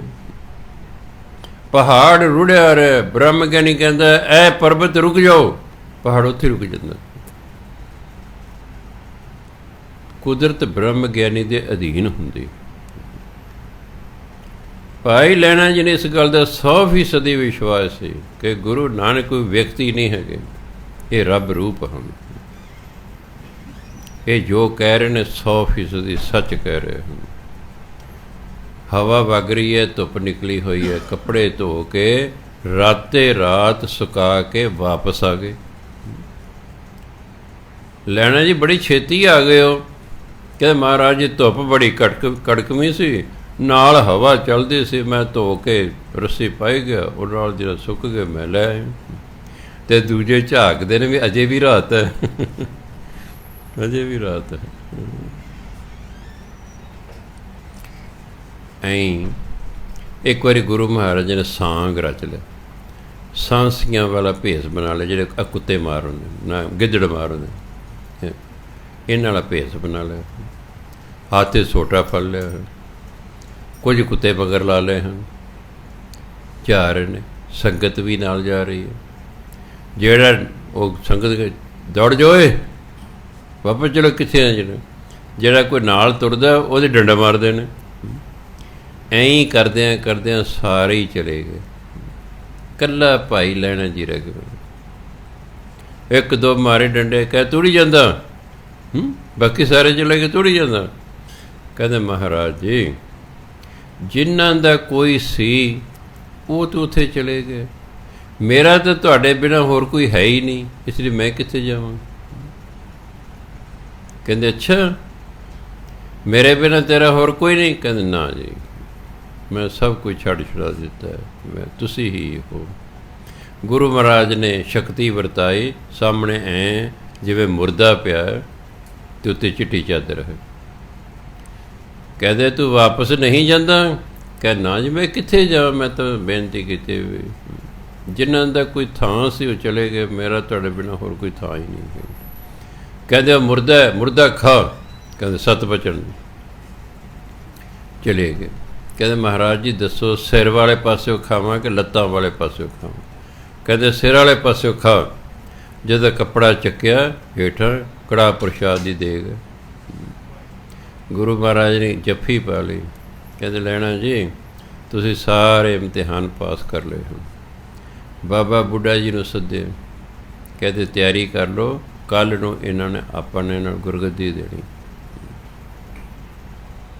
ਅਤੇ 1539 ਈਸਵੀ 2 ਸਤੰਬਰ 1539 ਈਸਵੀ ਨੂੰ ਗੁਰੂ ਨਾਨਕ ਦੇਵ ਜੀ ਨੇ ਭਾਈ ਲਹਿਣਾ ਜੀ ਨੂੰ ਬਿਠਾ ਕੇ ਗੱਦੀ 'ਤੇ 3 ਪਰਿਕਰਮਾ ਕੀਤੀਆਂ, 5 ਪੈਸੇ ਅਤੇ ਨਾਰੀਅਲ ਧਰ ਕੇ ਗੁਰੂ ਨਾਨਕ ਭਾਈ ਲਹਿਣਾ ਜੀ ਮੱਥਾ ਟੇਕਤਾ। ਕਹਿੰਦੇ ਅੱਜ ਤੋਂ ਤੁਸੀਂ ਅੰਗਦ ਦੇਵ ਹੋਏ, ਅੱਜ ਤੋਂ ਤੁਸੀਂ ਅੰਗਦ ਦੇਵ ਹੋ। ਕਹਿੰਦੇ ਹੁਣ ਇਸ ਤਰ੍ਹਾਂ ਕਰੋ, ਜੇ ਤੁਸੀਂ ਇੱਥੇ ਰਹੇ ਮੇਰੇ ਜਿਹੜੇ ਲੜਕੇ ਨੇ ਤੁਹਾਡੇ ਨਾਲ ਈਰਖਾ ਕਰਨਗੇ ਵੀ ਸਾਨੂੰ ਨਹੀਂ ਗੁਰਗੱਦੀ ਮਿਲੀ, ਇੱਕ ਸੇਵਕ ਲੈ ਗਿਆ ਹੈ, ਤੁਸੀਂ ਖਡੂਰ ਸਾਹਿਬ ਚਲੇ ਜਾਓ। ਭਾਈ ਲਹਿਣਾ ਜੀ ਖਡੂਰ ਸਾਹਿਬ ਆ ਗਏ।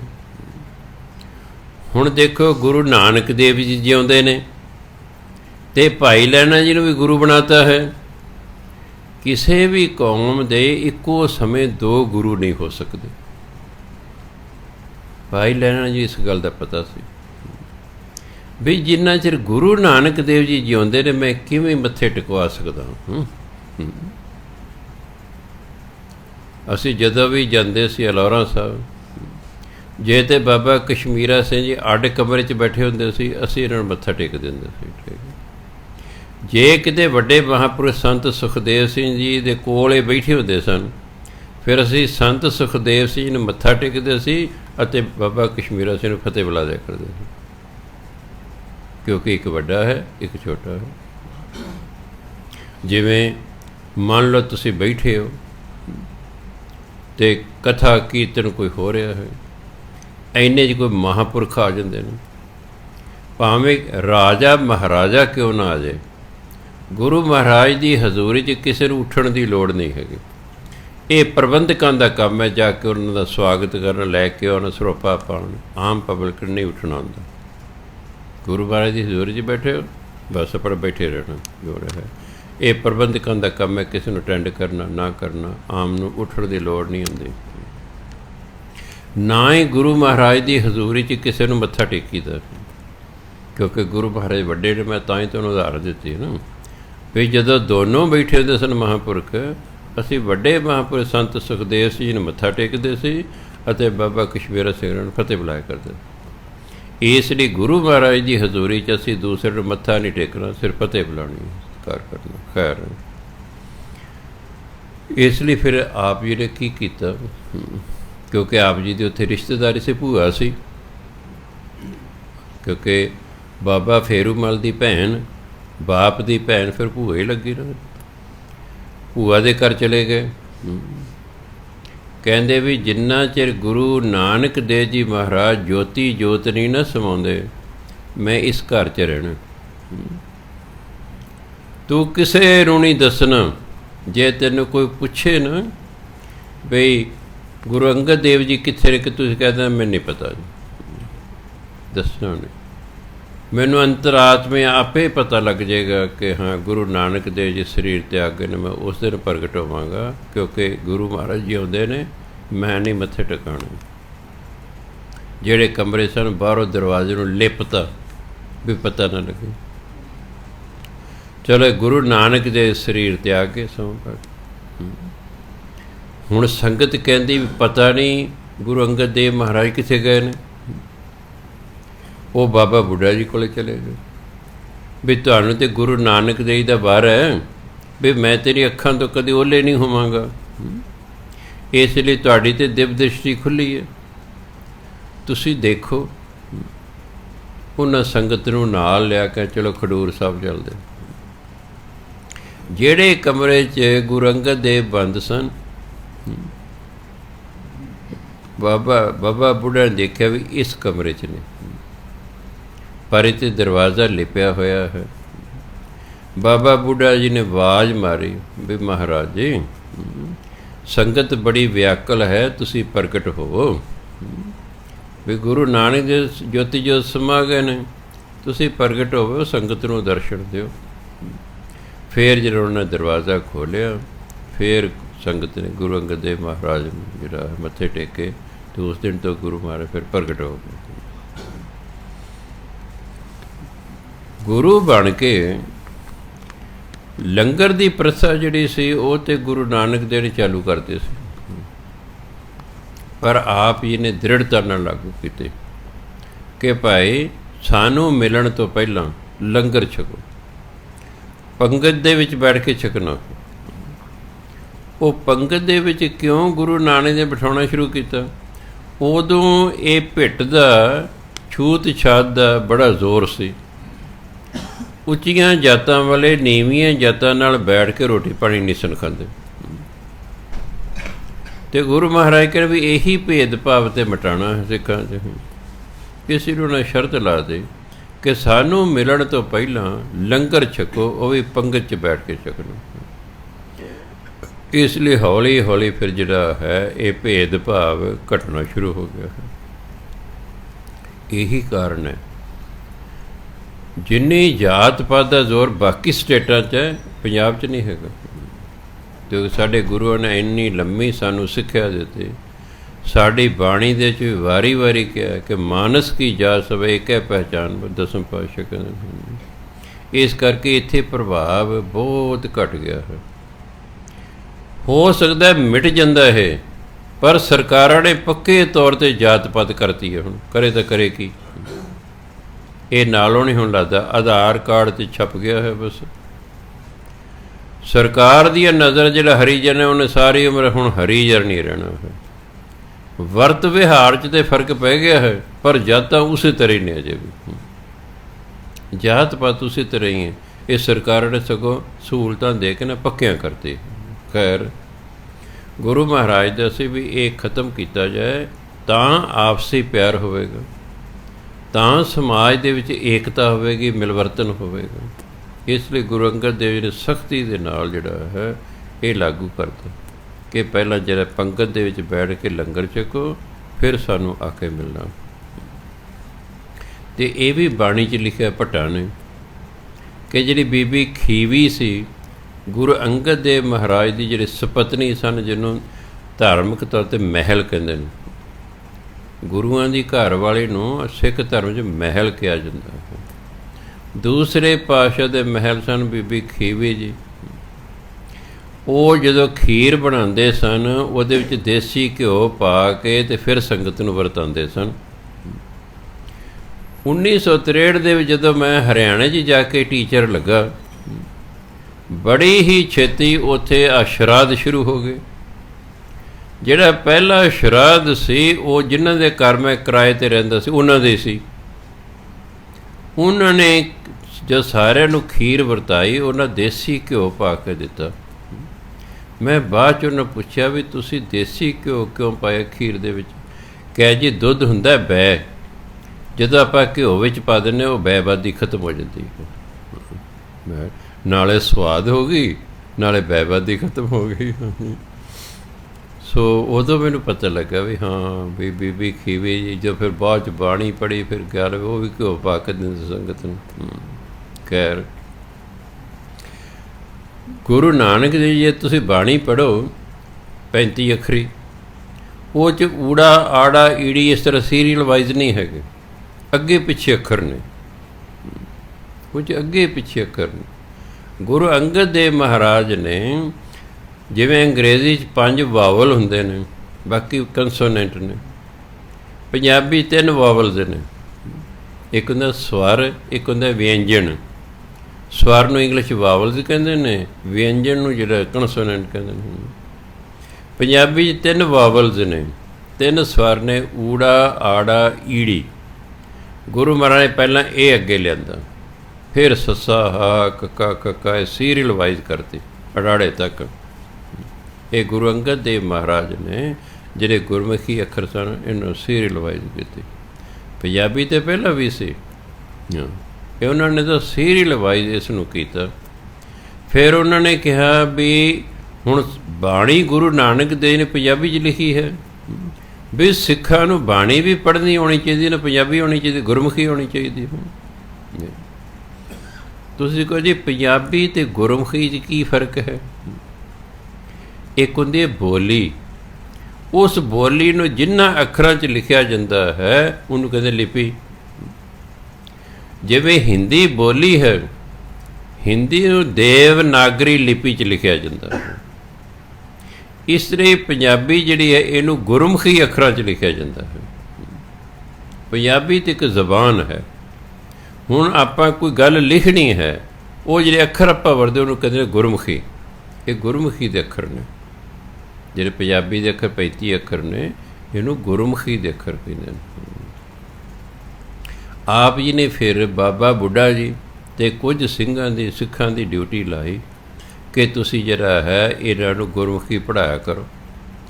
ਇਹਨਾਂ ਗੁਰਮੁਖੀ ਆਵੇਗੀ ਤਾਂ ਹੀ ਇਹ ਗੁਰੂ ਨਾਨਕ ਦੀ ਬਾਣੀ ਪੜ੍ਹ ਸਕਣਗੇ ਨਾ। ਹੁਣ ਗੁਰਮੁਖੀ 'ਚ ਲਿਖੀ ਹੋਈ ਹੈ, ਅਤੇ ਜੇ ਆਪਾਂ ਨੂੰ ਗੁਰਮੁਖੀ ਨਹੀਂ ਆਉਂਦੀ, ਅੰਗਰੇਜ਼ੀ ਹਿੰਦੀ ਅਤੇ ਹੋਰ ਜ਼ਬਾਨ ਹੁੰਦੀ, ਫਿਰ ਆਪਾਂ ਪੜ੍ਹ ਹੀ ਨਹੀਂ ਸਕਦੇ।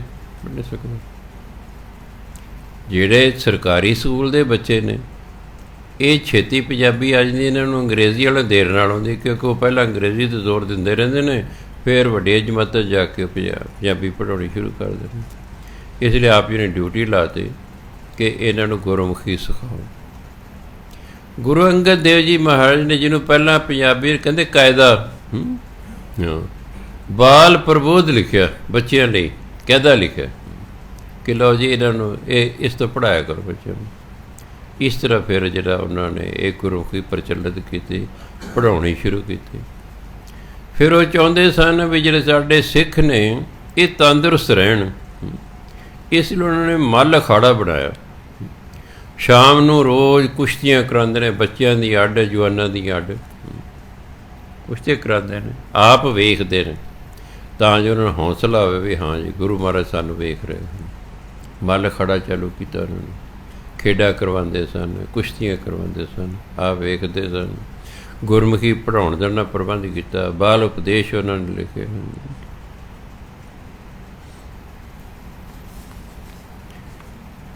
ਇਸ ਪ੍ਰਕਾਰ ਫਿਰ ਆਪ ਜੀ ਨੇ ਗੁਰੂ ਨਾਨਕ ਦੇਵ ਜਿਹੜੀ ਬਾਣੀ ਸੀ, ਉਹਦੀ ਜਿਹੜੀ ਸਿੱਖਿਆ ਸੀ, ਉਹ ਸਿੱਖਾਂ ਨੂੰ ਦੇਣੀ ਸ਼ੁਰੂ ਕੀਤੀ। ਬਈ ਗੁਰੂ ਮਹਾਰਾਜ ਭਾਈ ਆਹ ਉਪਦੇਸ਼ ਦੇ ਗਏ ਨੇ, ਜਿਵੇਂ ਖਾਸ ਤੌਰ 'ਤੇ ਬਈ ਕਿਰਤ ਕਰੋ, ਨਾਮ ਜਪੋ, ਵੰਡ ਕੇ ਛਕੋ, ਜਾਤ ਪਾਤ ਨੂੰ ਭਾਈ ਨਹੀਂ ਮੰਨਣਾ ਹੈਗਾ। ਉਹ ਜਿਹੜੀ ਬਾਣੀ ਦ੍ਰਿੜ ਕਰਾਈ ਸਿੱਖਾਂ ਨੂੰ, ਉਪਦੇਸ਼ ਦ੍ਰਿੜ ਕਰਾਉਂਦੇ ਰਹੇ ਕਿ ਭਾਈ ਇਹਨਾਂ ਗੱਲਾਂ 'ਤੇ ਅਸੀਂ ਪਹਿਰਾ ਦੇਣਾ। ਜੇ ਮੈਂ ਹੁਣ ਵੀ ਕਈ ਵਾਰੀ ਕਹਿੰਦਾ ਵੀ ਜੇ ਮੈਨੂੰ ਕੋਈ ਪੁੱਛੇ ਵੀ ਸਾਰੇ ਗੁਰੂ ਗ੍ਰੰਥ ਸਾਹਿਬ ਤੱਤ ਸਾਰੇ ਇੱਕ ਦੋ ਪੰਕਤੀਆਂ ਹੀ ਦੱਸੋ, ਤਾਂ ਮੈਂ ਕਹਾਂਗਾ ਸ਼ੁਭ ਕਰਮ ਕਰੋ ਅਤੇ ਨਾਮ ਜਪੋ। ਜੇ ਕੋਈ ਥੋੜ੍ਹਾ ਜਿਹਾ ਮੈਨੂੰ ਡਿਟੇਲ ਪੁੱਛਦਾ, ਮੈਂ ਉਹਨੂੰ ਕਹਿੰਦਾ ਭਾਈ ਦਸਾਂ ਨੌਂ ਦੀ ਕਿਰਤ ਕਰੋ, ਆਪਣੇ ਚਾਲ ਚਲ ਨੂੰ ਉੱਚਾ ਰੱਖੋ, ਕੋਈ ਨਸ਼ਾ ਨਹੀਂ ਕਰਨਾ, ਜਾਤ ਪਾਤ ਤੋਂ ਨਹੀਂ ਮੰਨਣਾ ਕਿ ਜਾਤ ਪਾਤ ਨਹੀਂ ਮੰਨੀ ਹੈ, ਠੀਕ ਹੈ ਜੀ। ਫਿਰ ਕੌੜਾ ਨਹੀਂ ਬੋਲਣਾ ਹੈ, ਲੋੜਵੰਦਾਂ ਦੀ ਸੇਵਾ ਕਰਨੀ ਹੈ, ਬਾਣੀ ਪੜ੍ਹਨੀ ਹੈ, ਨਾਮ ਜਪਣਾ, ਆਪਣਾ ਪਰਿਵਾਰ ਪਾਲਣਾ ਹੈ। ਤੱਤ ਸਾਰੇ ਹੈ ਉਹ। ਫਿਰ ਤੱਤ ਸਾਰ ਜਿਹੜਾ ਸੀ ਬਾਣੀ ਦਾ, ਉਹ ਜਿਹੜੇ ਸਿੱਖ ਆਉਂਦੇ ਸਨ ਉਹਨਾਂ ਨੂੰ ਉਪਦੇਸ਼ ਦਿੰਦੇ ਸਨ। ਹੁਣ ਕੀ ਹੋਇਆ, ਕਿਉਂਕਿ ਪਹਿਲਾਂ ਗੁਰੂ ਨਾਨਕ ਦੇਵ ਤੇ ਰਹਿੰਦੇ ਸਨ ਕਰਤਾਰਪੁਰ, ਅਤੇ ਖਡੂਰ ਸਾਹਿਬ ਦੇ ਵਿੱਚ ਇੱਕ ਤਪੱਸਵੀ ਰਹਿੰਦਾ ਸੀ ਸ਼ਿਵਨਾਥ, ਉਹਦਾ ਨਾਂ ਸੀ ਸ਼ਿਵਨਾਥ ਤਪਾ। ਜਦੋਂ ਗੁਰੂ ਮਹਾਰਾਜ ਇੱਥੇ ਖਡੂਰ ਸਾਹਿਬ ਆ ਗਏ, ਗੁਰੂ ਅੰਗਦ ਦੇਵ ਜੀ ਮਹਾਰਾਜ, ਸਿੱਖ ਜਿਹੜੀ ਬਹੁਤੀ ਸੰਗਤ ਹੈ ਗੁਰੂ ਮਹਾਰਾਜ ਕੋਲ ਜਾਣ ਲੱਗ ਪਈ, ਉਹ ਤਪੇ ਦੀ ਸੰਗਤ ਘਟ ਗਈ। ਈਰਖਾ ਹਮੇਸ਼ਾ ਇੱਕੋ ਪ੍ਰਕਾਰ ਦੇ ਪੇਸ਼ੇ ਵਾਲਿਆਂ ਨੂੰ ਹੁੰਦੀ ਹੈ। ਸੰਤਾਂ ਨੂੰ ਸੰਤਾਂ ਨਾਲ ਈਰਖਾ ਹੁੰਦੀ ਹੈ, ਅਮੀਰ ਨੂੰ ਅਮੀਰ ਨਾਲ ਹੁੰਦੀ ਹੈ। ਇਹ ਖਿਆਲ ਰੱਖਣਾ, ਇਹ ਨਾ ਸੋਚੋ ਵੀ ਸੰਤਾਂ ਨੂੰ ਈਰਖਾ ਨਹੀਂ ਹੁੰਦੀ ਨਾ। ਇੱਕ ਨੇ ਇੱਥੇ ਡੇਰਾ ਖੋਲ੍ਹਿਆ, 1 ਕਿਲੋਮੀਟਰ ਦੇ ਦੂਜਾ ਡੇਰਾ ਖੋਲ੍ਹੇ ਸੰਤ, ਪਹਿਲੇ ਨੂੰ ਤਕਲੀਫ ਹੋਏਗੀ ਵੀ ਮੇਰੀ ਸੰਗਤ ਉਹਦੇ ਜਾਊਗੀ। ਹੁਣ ਉੱਤੋਂ ਭਾਵੇਂ ਵਾਹਿਗੁਰੂ ਜੀ ਖਾਲਸਾ ਵਾਹਿਗੁਰੂ ਜੀ ਫਤਿਹ ਅੰਦਰ ਛੱਡਦੇ ਰਹਿਣਗੇ। ਇਹ ਈਰਖਾ ਤੋਂ ਉੱਪਰ ਤਾਂ ਕਰੋੜ 'ਚੋਂ ਇੱਕ ਅੱਧਾ ਬੰਦਾ ਹੈ। ਇਸ ਲਈ ਸੰਤ ਹੋਣਾ ਬਹੁਤ ਹੀ ਔਖਾ ਹੈ। ਸੰਤ ਅਨੰਤ ਹੈ ਅੰਤਰ ਨਾਹੀਂ। ਸੰਤ ਅਤੇ ਪਰਮਾਤਮਾ ਕੋਈ ਫਰਕ ਹੀ ਨਹੀਂ ਹੁੰਦਾ। ਇੰਨੀ ਉੱਚੀ ਅਵਸਥਾ 'ਤੇ ਕੋਈ ਪਹੁੰਚੇ ਤਾਂ ਉਹ ਸੰਤ ਕਹਿਲਾ ਸਕਦਾ ਹੈ, ਅਤੇ ਨਹੀਂ ਤਾਂ ਬਹੁਤੇ ਸੰਤ ਸਟੇਜਾਂ 'ਤੇ ਇੱਕ ਦੂਜੇ ਨਿੰਦੇ ਕਰਦੇ ਰਹਿੰਦੇ ਨੇ। ਹਾਲਾਂਕਿ ਗਿਆਨ ਹੈ, ਨਿੰਦਿਆ ਭਲੀ ਕਿਸੇ ਕੀ ਨਾਹੀਂ, ਮਨਮੁਖ ਮੁਗਧ ਕਰਨ, ਮੂੰਹ ਕਾਲੇ ਤਿਨ ਨਿੰਦਕਾਂ, ਨਰਕੇ ਘੋਰ ਪਚਨ। ਪਰ ਇਸ ਦੇ ਬਾਵਜੂਦ ਵੀ ਹੋ ਰਹੀ ਹੈ ਈਰਖਾ ਹੁੰਦੀ। ਰਿਸ਼ਤੇਦਾਰਾਂ ਨੂੰ ਈਰਖਾ ਹੁੰਦੀ ਹੈ। ਇੱਕ ਰਿਸ਼ਤੇਦਾਰ ਅਮੀਰ ਹੋ ਜਾਏ, ਦੂਜੇ ਸੜੀ ਜਾਣਗੇ। ਸਾਨੂੰ ਬਿਰਲੇ ਟਾਟੇ ਨਾਲ ਨਹੀਂ ਕੋਈ ਈਰਖਾ। ਉਹ ਜਿਹੜੇ ਬਰਾਬਰ ਦੇ ਨੇ ਨਾ, ਉਹਨਾਂ ਨੂੰ ਆਪਸ 'ਚ ਈਰਖਾ ਹੈ। ਜਿਹੜਾ ਇਸ ਵੇਲੇ ਸੰਸਾਰ 'ਚ ਪਹਿਲੇ ਨੰਬਰ 'ਤੇ ਅਮੀਰੀ ਵਿੱਚ ਹੈ ਨਾ, ਦੂਜਾ ਉਹਨੂੰ ਈਰਖਾ ਕਰੇਗਾ ਵੀ ਹਾਏ ਹੋਏ ਮੈਂ ਪਹਿਲੇ ਨੰਬਰ 'ਤੇ ਆਵਾਂ। ਪਹਿਲਾ ਦੂਜੇ ਨੂੰ ਈਰਖਾ ਕਰੇਗਾ ਕਿਤੇ ਇਹ ਨਾ ਬਰਾਬਰ ਆ ਜਾਏ ਮੇਰੇ। ਬਰਾਬਰ ਧਿਆਨ ਦੇ ਵਿੱਚ ਈਰਖਾ ਹੁੰਦੀ ਹੈ। ਇਸ ਲਈ ਤਪਾ ਹੁਣ ਈਰਖਾ ਕਰਦਾ ਵੀ ਮੇਰੇ ਜਿਹੜੇ ਚੇਲੇ ਨੇ ਇਹ ਟੁੱਟ ਕੇ ਗੁਰੂ ਅੰਗਦ ਦੇਵ ਜੀ ਕੋਲ ਜਾਣ ਲੱਗ ਪਏ। ਪਹਿਲੇ ਕੀ ਹੁੰਦਾ ਸੀ, ਸਾਰੀ ਖੇਤੀਬਾੜੀ ਮੀਂਹ 'ਤੇ ਨਿਰਭਰ ਕਰਦੇ ਸੀ। ਮੀਂਹ ਪੈ ਗਿਆ ਫਸਲ ਹੋ ਜਾਣੀ, ਅਤੇ ਕਹਿੰਦੇ ਕਾਲ ਪੈ ਗਿਆ ਹੈ ਵੀ ਫਸਲ ਨਹੀਂ ਹੋਈ, ਭੁੱਖਮਰੀ ਪੈ ਗਈ। ਹੁਣ ਸੰਸਾਰ ਦੀਆਂ ਜਿੰਨੀਆਂ ਸਰਕਾਰਾਂ ਨੇ ਉਹ 3 ਸਾਲ ਲਈ ਘੱਟ ਤੋਂ ਘੱਟ ਅਨਾਜ ਗੋਦਾਮਾਂ 'ਚ ਇਕੱਠਾ ਕਰਦੀਆਂ ਨੇ। ਬਈ ਬਾਈ ਚਾਂਸ 3 ਸਾਲ ਵੀ ਫਸਲ ਨਾ ਹੋਵੇ, ਅਸੀਂ ਆਪਣੀ ਪਬਲਿਕ ਨੂੰ ਰੋਟੀ ਖਵਾ ਸਕੀਏ। ਇਸ ਲਈ ਗੋਦਾਮਾਂ ਦੇ ਵਿੱਚ ਇਕੱਠੀ ਕੀਤੀ ਜਾਂਦੀ ਵੀ ਕਾਲ ਨਾ ਪੈ ਜੇ ਕਿਤੇ। ਜਿਵੇਂ ਐਤਕੀ ਸਿਆਪਾ ਖੜਾ ਹੋ ਗਿਆ, ਜਿਹੜੀ ਉਪਜ ਹੈ ਉਹ 70% ਹੋਈ ਹੈ। 100 ਕੁਇੰਟਲ ਦੀ ਥਾਂ 'ਤੇ 70 ਕੁਇੰਟਲ ਹੋਈ ਹੈ। ਕਣਕ ਦਾ ਤਾਂ ਪਹਿਲਾਂ ਹੀ ਕਾਲ ਪਿਆ ਹੋਇਆ ਸੀ, ਕਿਉਂਕਿ ਲੜਾਈ ਸ਼ੁਰੂ ਹੋ ਗਈ ਹੈ ਅਤੇ ਬਹੁਤੇ ਕਣਕ ਆਉਂਦੀ ਹੀ ਉੱਥੋਂ ਸੀ, ਉੱਥੋਂ ਹੋ ਗਈ ਹੈ। ਇੱਥੇ ਫਿਰ ਫਰਕ ਪੈ ਗਿਆ ਹੈ। ਸਰਕਾਰ ਸੋਚਦੀ ਹੁਣ ਕੀ ਕੀਤਾ ਜਾਵੇ, ਹੁਣ ਚਿੰਤਾ ਹੋ ਜਾਂਦੀ। ਖੈਰ, ਹੁਣ ਸ਼ਿਵਨਾਥ ਤਪੇ ਨੂੰ ਈਰਖਾ ਹੈ। ਪਹਿਲਾਂ ਜਿਹੜੇ ਜੱਟ ਸਨ, ਜਦੋਂ ਮੀਂਹ ਨਹੀਂ ਸੀ ਪੈਂਦਾ, ਉਹ ਤਪੇ ਕੋਲੇ ਜਾਂਦੇ ਸਨ, ਜੀ ਮੀਂਹ ਪਵਾ ਦਿਓ ਜੀ। ਉਹ ਕਹਿੰਦੇ ਭਾਈ ਪਵਾ ਦਿੰਦਾ, ਚਲੋ ਉਹ ਮੀਂਹ ਪਵਾ ਦਿੰਦਾ ਸੀ। ਜਦੋਂ ਗੁਰੂ ਅੰਗਦ ਦੇਵ ਜੀ ਉੱਥੇ ਆ ਗਏ, ਉਸ ਸਾਲ ਮੀਂਹ ਨਹੀਂ ਪਿਆ। ਲੋਕ ਤਪੇ ਕੋਲੇ ਗਏ, ਜੀ ਮੀਂਹ ਪਵਾ ਦਿਓ। ਕਹਿੰਦੇ ਮੈਂ ਨਹੀਂ ਪਾਉਂਦਾ। ਕਹਿੰਦਾ ਤੁਸੀਂ ਇੱਕ ਗ੍ਰਸਤੀ ਨੂੰ ਮੰਨਦੇ ਹੋ, ਗ੍ਰਸਤੀ ਵੀ ਕਦੇ ਗੁਰੂ ਹੁੰਦਾ? ਗ੍ਰਸਤੀ ਕੋਈ ਗੁਰੂ ਗਰੂ ਨਹੀਂ ਹੁੰਦਾ, ਕੋਈ ਤਪਾ ਨਹੀਂ ਹੁੰਦਾ ਹੈਗਾ। ਮੈਂ ਨਹੀਂ ਮੀਂਹ ਪਾਉਂਦਾ, ਜਾਓ ਉਸ ਤੋਂ ਪਾ ਲਓ। ਚਲੋ ਜੀ, ਜੱਟ ਉੱਥੇ ਆ ਗਏ ਵੀ ਮਹਾਰਾਜ ਜੀ ਪਹਿਲਾਂ ਤਪਾ ਜਿਹੜਾ ਸੀ ਉਹ ਮੀਂਹ ਪਾਇਆ ਕਰਦਾ ਸੀ, ਐਤਕੀ ਉਹ ਨਾਰਾਜ਼ ਹੈ ਵੀ ਅਸੀਂ ਤੁਹਾਨੂੰ ਮੰਨਦੇ ਹਾਂ। ਉਹ ਕਹਿੰਦਾ ਉਹਨਾਂ ਤੋਂ ਪਾ ਲਓ, ਮੈਂ ਨਹੀਂ ਪਾਉਂਦਾ। ਗੁਰੂ ਮਹਾਰਾਜ ਕਹਿੰਦੇ ਮੀਂਹ ਪਾਉਣਾ ਕਿਸੇ ਬੰਦੇ ਦੇ ਵੱਸ ਦਾ ਨਹੀਂ, ਇਹ ਤਾਂ ਕੁਦਰਤ ਦੀ ਮਰਜ਼ੀ ਹੈ, ਕਦੋਂ ਪਾਵੇ ਕਦੋਂ ਨਾ ਪਾਵੇ। ਕਹਿੰਦੇ ਜੀ ਤੁਸੀਂ ਫਿਰ ਮੀਂਹ ਨਹੀਂ ਪਾ ਸਕਦੇ? ਉਹ ਕਹਿੰਦੇ ਨਹੀਂ ਪਾਏ, ਇਹ ਤਾਂ ਪਰਮਾਤਮਾ ਦੀ ਮਰਜ਼ੀ ਹੈ। ਕਹਿੰਦੇ ਤਪਾ ਕਹਿੰਦਾ ਸੀ ਵੀ ਇਹਨਾਂ ਨੂੰ ਇੱਥੋਂ ਪਿੰਡ 'ਚੋਂ ਕੱਢ ਦਿਓ, ਫਿਰ ਮੈਂ ਮੀਂਹ ਪਵਾ ਦਾਂਗਾ। ਜੇ ਤੁਸੀਂ ਮੀਂਹ ਨਹੀਂ ਪਾ ਸਕਦੇ, ਪਿੰਡ ਛੱਡ ਕੇ ਚਲੇ ਜਾਓ। ਗੁਰੂ ਅੰਗਦ ਦੇਵ ਕਹਿੰਦੇ ਚੰਗਾ ਪਈ ਚਲੇ ਜਾਂਦੇ। ਗੁਰੂ ਅੰਗਦ ਦੇਵ ਜੀ ਮਹਾਰਾਜ ਨੂੰ ਖਡੂਰ ਸਾਹਿਬ ਛੱਡਿਆ, ਹੋਰ ਕਿਸੇ ਥਾਂ 'ਤੇ ਚਲੇ ਗਏ। ਅਗਲੇ ਦਿਨ ਤਪੇ ਕੋਲੇ ਆ ਗਏ ਜੱਟ, ਮੀਂਹ ਪਵਾ ਜੀ, ਅਸੀਂ ਗੁਰੂ ਮਹਾਰਾਜ ਕੱਢਤਾ ਪਿੰਡੋਂ। ਉਹ ਬੜੇ 2-4 ਦਿਨ ਜ਼ੋਰ ਲਾਉਂਦਾ ਰਿਹਾ, ਨਹੀਂ ਮੀਂਹ ਪਿਆ। ਇਹਨੇ ਜਿਹਨੂੰ ਬਾਬਾ ਅਮਰਦਾਸ ਜੀ ਕੁਦਰਤੀ ਆ ਗਏ ਮਿਲਣ। ਉਹ ਪਤਾ ਲੱਗਿਆ, ਕਹਿੰਦੇ ਵੀ ਗੁਰੂ ਅੰਗਦ ਦੇਵ ਕਿੱਥੇ ਨੇ? ਕਹਿੰਦੇ ਜੀ ਆਹ ਗੱਲ ਕੀਤੀ ਤਪੇ ਨੇ। ਕਹਿੰਦੇ ਅੱਛਾ। ਜੱਟਾਂ ਨੂੰ ਇਕੱਠਿਆ ਕੀਤਾ, ਕਹਿੰਦੇ ਤਪੇ ਨੂੰ 24 ਘੰਟੇ ਦਾ ਅਲਟੀਮੇਟਮ ਦੇ ਦਿਓ ਵੀ 24 ਘੰਟਿਆਂ ਦੇ ਵਿੱਚ ਮੀਂਹ ਪਵਾ ਦੇ, ਨਹੀਂ ਫਿਰ ਅਸੀਂ ਤੈਨੂੰ ਛੱਡਣਾ ਨਹੀਂ ਹੈ।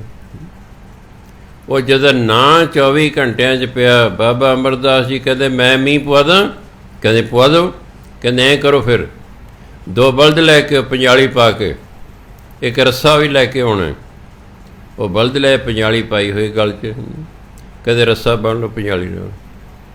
ਇਹ ਤਪੇ ਦੀਆਂ ਦੋਨੋਂ ਲੱਤਾਂ ਇਸ ਰੱਸੇ ਨਾਲ ਬੰਨ੍ਹ ਦਿਓ, ਜਿੱਥੇ ਜਿੱਥੇ ਤੁਸੀਂ ਖੇਤ, ਜਿੱਥੇ ਜਿੱਥੇ ਬਲਦਾਂ ਲੈ ਜਾਓ, ਉੱਥੇ ਉੱਥੇ ਮੀਂਹ ਪਈ ਜਾਏਗਾ। ਬਸ ਜੀ, ਜੱਟਾਂ ਦਾ ਕੀ ਸੀ, ਤਪੇ ਦੀ ਲੱਤਾਂ ਬੰਨ੍ਹ ਲਈਆਂ, ਚੱਲ ਉਹ ਜਿਸ ਖੇਤ 'ਚ ਜਾਵੇ ਉੱਥੇ ਮੀਂਹ ਪਈ ਜਾਏ। ਉਹ ਜਿਉਂ ਹੈ ਉਹ ਘੰਟੇ ਦੇ ਵਿੱਚ ਤਪਾ ਮਰ ਗਿਆ ਜੀ, ਮੀਂਹ ਤੜ ਲੱਗ ਗਿਆ ਪੈਣ। ਚਲੋ ਜੀ, ਗੁਰੂ ਮਹਾਰਾਜ ਕਹਿੰਦੇ, ਬਾਬਾ ਅਮਰਦਾਸ ਜੀ ਕਹਿੰਦੇ ਤੁਸੀਂ ਬਹੁਤ ਮਾੜਾ ਕੀਤਾ, ਤੁਸੀਂ ਗੁਰੂ ਮਹਾਰਾਜ ਨੇ ਕਰ ਜਾਓ, ਕਹਿੰਦੇ ਮਾਫੀ ਮੰਗ ਕੇ ਲਿਆਓ ਉਹਨਾਂ ਨੂੰ।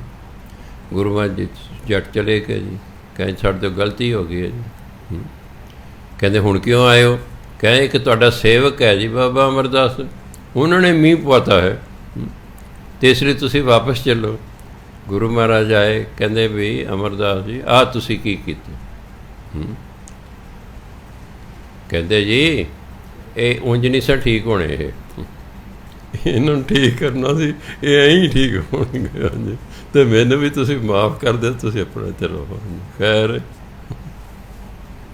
ਐਂ 1540 ਈਸਵੀ ਦੇ ਵਿੱਚ ਹਮਾਯੂੰ ਜਿਹੜਾ ਹੈ ਸ਼ੇਰ ਸ਼ਾਹ ਸੂਰੀ ਤੋਂ ਹਾਰ ਕੇ ਵਾਪਸ ਭੱਜਿਆ ਜਾ ਰਿਹਾ। ਆਉਂਦਿਆਂ ਹੋਇਆ ਉਹਨੇ ਕਿਹਾ ਵੀ ਖਡੂਰ ਸਾਹਿਬ ਗੁਰੂ ਨਾਨਕ ਦੀ ਗੱਦੀ 'ਤੇ ਗੁਰੂ ਅੰਗਦ ਦੇਵ ਮਹਾਰਾਜ ਬੈਠੇ ਨੇ, ਚਲੋ ਉਹਨਾਂ ਤੋਂ ਕੋਈ ਆਸ਼ੀਰਵਾਦ ਲੈਣ। ਗੁਰੂ ਮਹਾਰਾਜ ਉਸ ਵੇਲੇ ਅੱਖਾਂ ਬੰਦ ਕਰਕੇ ਭਜਨ ਬੰਦਗੀ ਕਰ ਰਹੇ ਨੇ। ਹਮਾਯੂੰ ਆ ਗਿਆ ਹੈ, ਹੱਥ 'ਤੇ ਤਲਵਾਰ ਹੈ। ਉਹਨੇ ਸੋਚਿਆ ਵੀ ਗੁਰੂ ਮਹਾਰਾਜ ਉੱਠ ਕੇ ਮੇਰਾ ਸਤਿਕਾਰ ਕਰਨਗੇ, ਵੀ ਮੈਂ ਰਾਜਾ। ਇਹ ਨਹੀਂ ਪਤਾ ਤੂੰ ਤਾਂ ਹਾਰ ਹੀ ਗਿਆ, ਹੁਣ ਕਾਹਦਾ ਰਾਜਾ ਹੈ? ਉਹ ਸਿਆਣੇ ਕਹਿੰਦੇ ਨੇ ਰੱਸੀ ਸੜ ਜਾਂਦੀ ਹੈ ਪਰ ਵੱਟ ਨਹੀਂ ਜਾਂਦੇ। ਵੱਟ ਰਹਿ ਜਾਂਦੇ ਨੇ। ਉਹ ਜਿਹੜੇ ਵੱਟ ਸਾਨੂੰ ਰਹਿ ਗਏ, ਭੁਲੇਖਾ ਰਹਿ ਕੇ ਮੈਂ ਰਾਜਾ ਵੀ, ਤੂੰ ਹਾਰ ਹੀ ਗਿਆ, ਹੁਣ ਕਾਹਦਾ ਰਾਜਾ। 2-4 ਮਿੰਟ ਉਡੀਕ ਕੀਤੀ ਵੀ ਤਾਂ ਉੱਠਿਆ ਹੀ ਨਹੀਂ ਹੈ, ਮੇਰੀ ਪਰਵਾਹ ਹੀ ਨਹੀਂ ਕੀਤੀ। ਕਿਰਪਾਨ ਲੈ ਕੇ ਲੱਗਾ ਗੁਰੂ ਮਹਾਰਾਜ ਨੂੰ ਮਾਰਨ। ਗੁਰੂ ਮਹਾਰਾਜ ਅੱਖਾਂ ਖੋਲ੍ਹੀਆਂ, ਕਹਿੰਦੇ ਹਮਾਯੂੰ, ਇਹ ਤੇਰੀ ਤਲਵਾਰ ਜਿਹੜੀ ਹੈ ਸ਼ੇਰਸ਼ਾਹ ਸੂਰੀ 'ਤੇ ਕਿਉਂ ਨਾ ਚੱਲੀ, ਇਹ ਫਕੀਰਾਂ 'ਤੇ ਚਲਾਣੀ ਹੈ। ਅਤੇ ਸ਼ਰਮਿੰਦਾ ਹੋ ਗਿਆ, ਅਤੇ ਜਿੱਥੇ ਹੱਥ ਸੀ ਨਾ ਉੱਥੇ ਹੀ ਰਹਿ ਗਿਆ, ਨੀਵਾਂ ਨਹੀਂ ਹੁਣ ਹੁੰਦਾ। ਹੁਣ ਬੇਨਤੀਆਂ ਕਰਦਾ ਜੀ, ਮੇਰੇ 'ਤੇ ਕਿਰਪਾ ਕਰੋ ਜੀ। ਚਲੋ ਗੁਰੂ ਮਹਾਰਾਜ ਨੇ ਹੱਥ ਵੱਲ ਵੇਖਿਆ, ਹੱਥ ਨੀਵਾਂ ਹੋ ਗਿਆ, ਬਹਿ ਗਿਆ। ਹੁਣ ਮਾਫੀਆਂ ਮੰਗਦਾ ਜੀ, ਗਲਤੀ ਹੋ ਗਈ, ਮੈਨੂੰ ਰਾਜ ਦਿਲਾ ਦਿਓ ਜੀ। ਕਹਿੰਦੇ ਹਮਾਯੂੰ, ਅਸੀਂ ਤੈਨੂੰ ਅੱਜ ਹੀ ਰਾਜ ਦਿਲਾ ਦੇਣਾ ਸੀ, ਪਰ ਤੂੰ ਗੁਰੂ ਨਾਨਕ ਦੀ ਗੱਦੀ 'ਤੇ ਵਾਰ ਕਰਨ ਲੱਗਾ ਸੀ, ਇਸ ਲਈ ਹੁਣ ਤੈਨੂੰ 14 ਸਾਲਾਂ ਬਾਅਦ ਰਾਜ ਮਿਲੇਗਾ। ਮਿਲ ਜਾਏ 14 ਸਾਲ, ਅਤੇ ਠੀਕ 14 ਸਾਲਾਂ ਬਾਅਦ ਹਮਾਯੂੰ ਦੁਬਾਰਾ ਹਿੰਦੁਸਤਾਨ ਦਾ ਰਾਜਾ ਬਣਿਆ। ਖੈਰ, ਬਾਬਾ ਅਮਰਦਾਸ ਜੀ ਵੀ ਗੁਰੂ ਅੰਗਦ ਦੇਵ ਜੀ ਕੋਲ ਖਡੂਰ ਸਾਹਿਬ ਰਹਿਣ ਲੱਗ ਪਏ। ਬੜੀ ਸੇਵਾ ਕਰਦੇ ਸਨ। ਜਿਵੇਂ ਭਾਈ ਲਹਿਣਾ ਜੀ ਨੇ ਗੁਰੂ ਨਾਨਕ ਦੇਵ ਦੀ ਸੇਵਾ ਕੀਤੀ, ਇਸ ਤਰ੍ਹਾਂ ਬਾਬਾ ਅਮਰਦਾਸ ਜੀ ਸੇਵਾ ਕਰਦੇ ਸਨ। ਗੁਰੂ ਅੰਗਦ ਦੇਵ ਮਹਾਰਾਜ ਨੇ ਬਾਬਾ ਅਮਰਦਾਸ ਜੀ ਦੀ ਡਿਊਟੀ ਲਾਈ ਵੀ ਤੁਸੀਂ ਗੋਇੰਦਵਾਲ ਨਗਰ ਵਸਾਓ, ਕਿਉਂਕਿ ਜਿਹੜਾ ਉੱਥੋਂ ਦਾ ਜਗੀਰਦਾਰ ਸੀ ਉਹ ਗੁਰੂ ਮਹਾਰਾਜ ਕੋਲ ਆਇਆ ਵੀ ਮੇਰੇ ਇਲਾਕੇ 'ਚ ਨਾ ਭੂਤ ਪ੍ਰੇਤ ਬੜੇ ਰਹਿੰਦੇ ਨੇ, ਅਤੇ ਉਹ ਜਿਹੜੇ ਅਸੀਂ ਮਕਾਨ ਬਣਾਉਂਦੇ ਉਹ ਢਾਹ ਜਾਂਦੇ ਨੇ ਆ ਕੇ, ਵੀ ਮੈਂ ਬੜਾ ਦੁਖੀ ਹਾਂ, ਵੀ ਆਪਣਾ ਕੋਈ ਸੇਵਕ ਭੇਜੋ। ਅਤੇ ਗੁਰੂ ਮਹਾਰਾਜ ਗੁਰੂ ਅੰਗਦ ਦੇਵ ਮਹਾਰਾਜ ਫਿਰ ਬਾਬਾ ਅਮਰਦਾਸ ਦੀ ਡਿਊਟੀ ਲਾਈ ਵੀ ਤੁਸੀਂ ਉੱਥੇ ਜਾ ਕੇ ਨਗਰ ਵਸਾਓ। ਅਤੇ ਉਹਨਾਂ ਨੇ ਇੱਕ ਸੋਟੀ ਦਿੱਤੀ, ਕਹਿੰਦੇ ਜਿੰਨੇ ਇਲਾਕੇ ਨਗਰ ਵਸਾਉਣੇ ਨਾ, ਆਹ ਸੋਟੀ ਫੇਰ ਦਿਓ, ਜਿਵੇਂ ਲਕੀਰ ਖਿੱਚਦੇ ਨੇ, ਐਂ ਲਕੀਰ ਖਿੱਚਦੇ, ਕੋਈ ਚੀਜ਼ ਉਹਦੇ ਅੰਦਰ ਨਹੀਂ ਆ ਸਕੇਗੀ ਬਸ। ਅਤੇ ਤੁਸੀਂ ਬਿਲਡਿੰਗਾਂ ਬਣਾਉਣੀ ਸ਼ੁਰੂ ਕਰ ਦਿਓ। ਅਤੇ ਸਮਾਂ ਪਾ ਕੇ ਫਿਰ ਕਿੱਡਾ ਵੱਡਾ ਉੱਥੇ ਸ਼ਹਿਰ ਬਣ ਗਿਆ।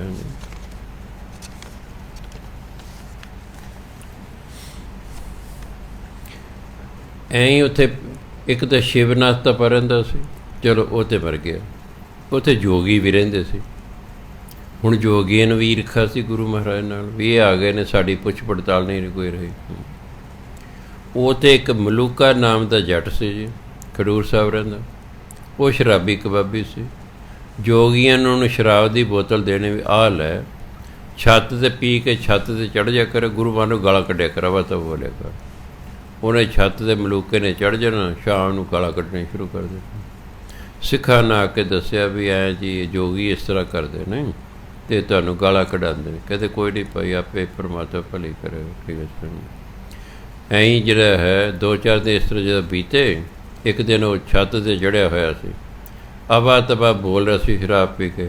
ਅਚਾਨਕ ਉਹਦਾ ਪੈਰ ਫਿਸਲ ਗਿਆ, ਧੜਾਮ ਕਰਕੇ ਧਰਤੀ 'ਤੇ ਡਿੱਗਿਆ, ਮਲੂਕਾ ਜੱਟ ਦੀ ਡੈਥ ਹੋ ਗਈ, ਮਾਰਿਆ ਗਿਆ। ਹਾਂਜੀ, ਅਤੇ ਉਹਦੇ ਬਾਅਦ ਫਿਰ ਥੋੜ੍ਹੀ ਜਿਹੀ ਸ਼ਾਂਤੀ ਹੋ ਗਈ। ਐਂ ਇੱਕ ਭਾਈ ਧਿੰਗਾ ਸੀ ਜਾਤ ਦਾ ਨਾਈ।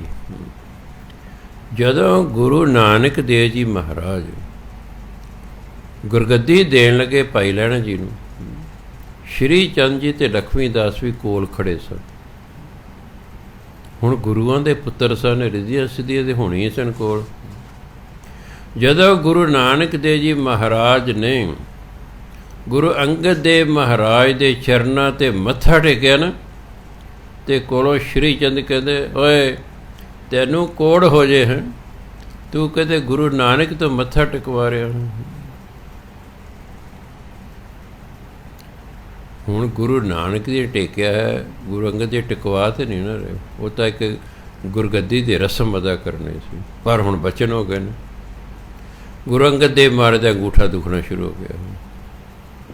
ਜਿਹੜਾ ਭਾਈ ਧਿੰਗਾ ਸੀ, ਜ਼ਿਆਦਾ ਨਾਈ ਸੀ, ਉਹ ਫਿਰ ਰਾਤ ਨੂੰ ਆ ਕੇ ਆਪਦਾ ਅੰਗੂਠਾ ਘੁੱਟਿਆ ਕਰਦਾ ਸੀ।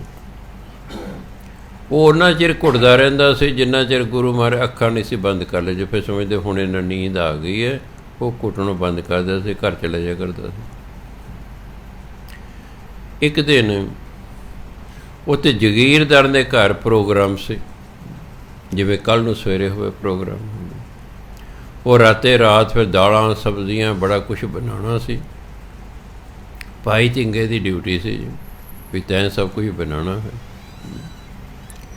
ਭਾਈ ਧਿੰਗਾ ਜੀ ਅੰਗੂਠਾ ਘੁੱਟ ਰਹੇ ਨੇ, ਕਿਉਂਕਿ ਉਹ ਸੇਵਾਦਾਰ ਸਨ, ਨੌਕਰ ਨਹੀਂ ਸਨ। ਜਿਹੜਾ ਨੌਕਰ ਹੁੰਦਾ ਜੀ ਮੈਂ ਤਾਂ ਉੱਥੇ ਤਿਆਰ ਕਰਨਾ ਜੀ, ਹਾਂ ਅੱਜ ਨਹੀਂ ਮੈਂ ਆ ਸਕਦਾ, ਮੈਨੂੰ ਜਾਣ ਦੀ ਆਗਿਆ ਬਖਸ਼ੋ। ਨੌਕਰ ਛੁੱਟੀ ਵੀ ਲੈ ਸਕਦਾ, ਪਰ ਜਿਹੜਾ ਸੇਵਾਦਾਰ ਹੁੰਦਾ ਉਹ ਇਸ ਤਰ੍ਹਾਂ ਨਹੀਂ ਕਰਦਾ ਹੈਗਾ। ਗੁਰੂ ਮਹਾਰਾਜ ਪਤਾ ਨਹੀਂ ਕੀ ਕਲਾ ਵਰਤਾਈ, ਵਿੱਚ ਹੀ ਅੰਮ੍ਰਿਤ ਵੇਲਾ ਕਰਤਾ, ਅੱਖਾਂ ਬੰਦ ਹੀ ਨਹੀਂ ਕੀਤੀਆਂ। ਉਹ ਘੁਟੀ ਗਿਆ ਵੀ ਜਿੰਨਾ ਚਿਰ ਅੱਖਾਂ ਨਹੀਂ ਬੰਦ ਕਰਦੇ ਵੀ ਉਹਨਾਂ ਚਿਰ ਇਹਨਾਂ ਨੇ ਤਾਂ ਮਤਲਬ ਆਰਾਮ ਨਹੀਂ ਆ ਰਿਹਾ, ਜੇ ਦੁੱਖ ਰਿਹਾ ਹੈ ਵੀ ਜਦੋਂ ਅੱਖਾਂ ਬੰਦ ਕਰਨ ਮੈਂ ਛੱਡ ਦਾਂਗਾ। ਉਹ ਆਪਣੇ ਧਿਆਨ ਨਾਲ ਲੱਗਿਆ, ਆਪਣਾ ਵਾਹਿਗੁਰੂ ਵਾਹਿਗੁਰੂ ਕਰਨਾ ਕਰੀ ਗਿਆ। ਅੰਮ੍ਰਿਤ ਵੇਲਾ ਜਦੋਂ ਹੋ ਗਿਆ, ਗੁਰੂ ਮਹਾਰਾਜ ਨੇ ਅੱਖਾਂ ਬੰਦ ਕਰ ਲਈਆਂ। ਭਾਈ ਧਿੰਗਾ ਸੋਚਿਆ ਹੁਣ ਗੁਰੂ ਮਹਾਰਾਜ ਜੀ ਸੌਂ ਗਏ ਨੇ, ਹੁਣ ਮੈਂ ਚੱਲਦਾ। ਜਦੋਂ ਉਹਦੇ ਘਰ ਪਹੁੰਚੇ ਉਹਨੇ ਚਿਰ ਦਿਨ ਚੜ੍ਹ ਗਿਆ। ਚੌਧਰੀ ਦੇਖ ਕੇ ਧਿੰਗੇ ਨੂੰ ਕਹਿੰਦਾ, ਉਹ ਧਿੰਗਿਆ ਤੂੰ ਦੁਬਾਰਾ ਆ ਗਿਆ? ਉਹ ਕਹਿੰਦਾ ਜੀ ਨਾ ਜੀ ਮੈਂ ਤਾਂ ਆਇਆ ਹੀ ਨਹੀਂ। ਕਹਿੰਦੇ ਨਹੀਂ, ਸਾਰੀ ਰਾਤ ਤੇ ਤੂੰ ਲੱਗਾ ਰਿਹਾ, ਆਹ ਦੇਖ ਪਤੀਲੇ ਭਰੇ ਹੋਏ ਦਾਲਾਂ ਸਬਜ਼ੀਆਂ ਸਾਰਾ ਕੁਝ। ਜਦੋਂ ਭਾਈ ਧਿੰਗਾ ਢੱਕਣ ਚੱਕ ਕੇ ਦੇਖੋ ਤਾਂ ਸਭ ਕੁਛ ਤਿਆਰ ਹੈ। ਭਾਈ ਧਿੰਗਾ ਸੋਚਿਆ ਵੀ ਓਹੋ, ਇਹ ਤਾਂ ਗੁਰੂ ਅੰਗਦ ਦੇਵ ਮਹਾਰਾਜ ਨੇ ਮੇਰਾ ਰੂਪ ਧਾਰਨ ਕਰਕੇ ਸਾਰਾ ਕੰਮ ਕਰ ਗਏ ਹਨ। ਇਹਨੂੰ ਕਹਿੰਦੇ ਸਿੱਖ ਅਤੇ ਗੁਰੂ ਦਾ ਪਿਆਰ। ਜੇ ਸਿੱਖ ਗੁਰੂ ਨੂੰ ਪਿਆਰ ਕਰਦਾ, ਫਿਰ ਗੁਰੂ ਵੀ ਸਿੱਖ ਨੂੰ ਪਿਆਰ ਕਰਦਾ। ਗੁਰੂ ਮਹਾਰਾਜ ਆਪ ਸਿੱਖ ਦੀ ਥਾਂ 'ਤੇ ਖਲੋ ਕੇ ਫਿਰ ਕੰਮ ਕਰਦੇ ਸਵਾਰਦੇ ਹਨ। ਅਤੇ ਜਦੋਂ ਉਸ ਚੌਧਰੀ ਨੂੰ ਪਤਾ ਲੱਗਿਆ, ਜਦੋਂ ਭਾਈ ਧਿੰਗੇ ਨੇ ਕਿਹਾ ਵੀ ਮੈਂ ਤਾਂ ਜੀ ਆਇਆ ਹੀ ਨਹੀਂ, ਉਹ ਕਹਿੰਦੇ ਫਿਰ ਇਹ ਕੌਣ ਬਣਾ ਗਿਆ? ਕਹਿੰਦੇ ਮੈਂ ਆਪ ਤੈਨੂੰ ਵੇਖਿਆ ਤੂੰ ਸੈਰ 'ਤੇ ਲੱਗਾ ਰਹੇ। ਉਹ ਕਹਿੰਦਾ ਜੀ ਮੈਂ ਤਾਂ ਆਇਆ ਹੀ ਨਹੀਂ ਹੈਗਾ, ਤੂੰ ਕਿੱਥੇ ਰਹੇ ਫਿਰ ਸੈਰ 'ਤੇ? ਕਹਿੰਦਾ ਜੀ ਮੈਂ ਤਾਂ ਇਸ ਤਰ੍ਹਾਂ ਗੁਰੂ ਮਹਾਰਾਜ ਦਾ ਅੰਗੂਠਾ ਘੁੱਟਦਾ ਰਿਹਾ। ਉਹ ਵੀ ਬੜਾ ਪ੍ਰਭਾਵਿਤ ਚੌਧਰੀ ਵੀ ਇਹਦਾ ਮਤਲਬ ਹੈ ਤਾਂ ਗੁਰੂ ਮਹਾਰਾਜ ਸਾਰਾ ਕੁਛ ਕਰ ਗਏ ਨੇ। ਉਹ ਫਿਰ ਗੁਰੂ ਮਹਾਰਾਜ ਦੇ ਸਿੱਖ ਹੋ ਗਏ ਜਾ ਕੇ। ਇਸ ਤਰ੍ਹਾਂ ਕਰਦੇ ਹਾਂ। ਬਾਬਾ ਅਮਰਦਾਸ ਜੀ ਨੇ 12 ਸਾਲ ਗੁਰੂ ਅੰਗਦ ਦੇਵ ਮਹਾਰਾਜ ਸੇਵਾ ਕੀਤੀ। ਆਪ ਜੀ ਨੂੰ ਪਤਾ ਹੈ ਕਿ ਬਿਆਸਾ ਦਰਿਆ ਤੋਂ 6 ਮੀਲ ਦੂਰੋਂ ਪਾਣੀ ਦੇ ਗਾਗਰ ਭਰ ਕੇ ਲਿਆਉਂਦੇ ਸਨ। ਸਵੇਰੇ ਸਵੇਰੇ ਗੁਰੂ ਮਹਾਰਾਜ ਨੂੰ ਇਸ਼ਨਾਨ ਕਰਾਇਆ ਕਰਦੇ ਸਨ। 12 ਸਾਲ ਸੇਵਾ ਕਰਦਿਆਂ ਹੋ ਗਏ। ਗੁਰੂ ਮਹਾਰਾਜ ਦੀ ਸੇਵਾ 'ਤੇ ਬੜੇ ਪ੍ਰਸੰਨ ਹੋ ਗਏ।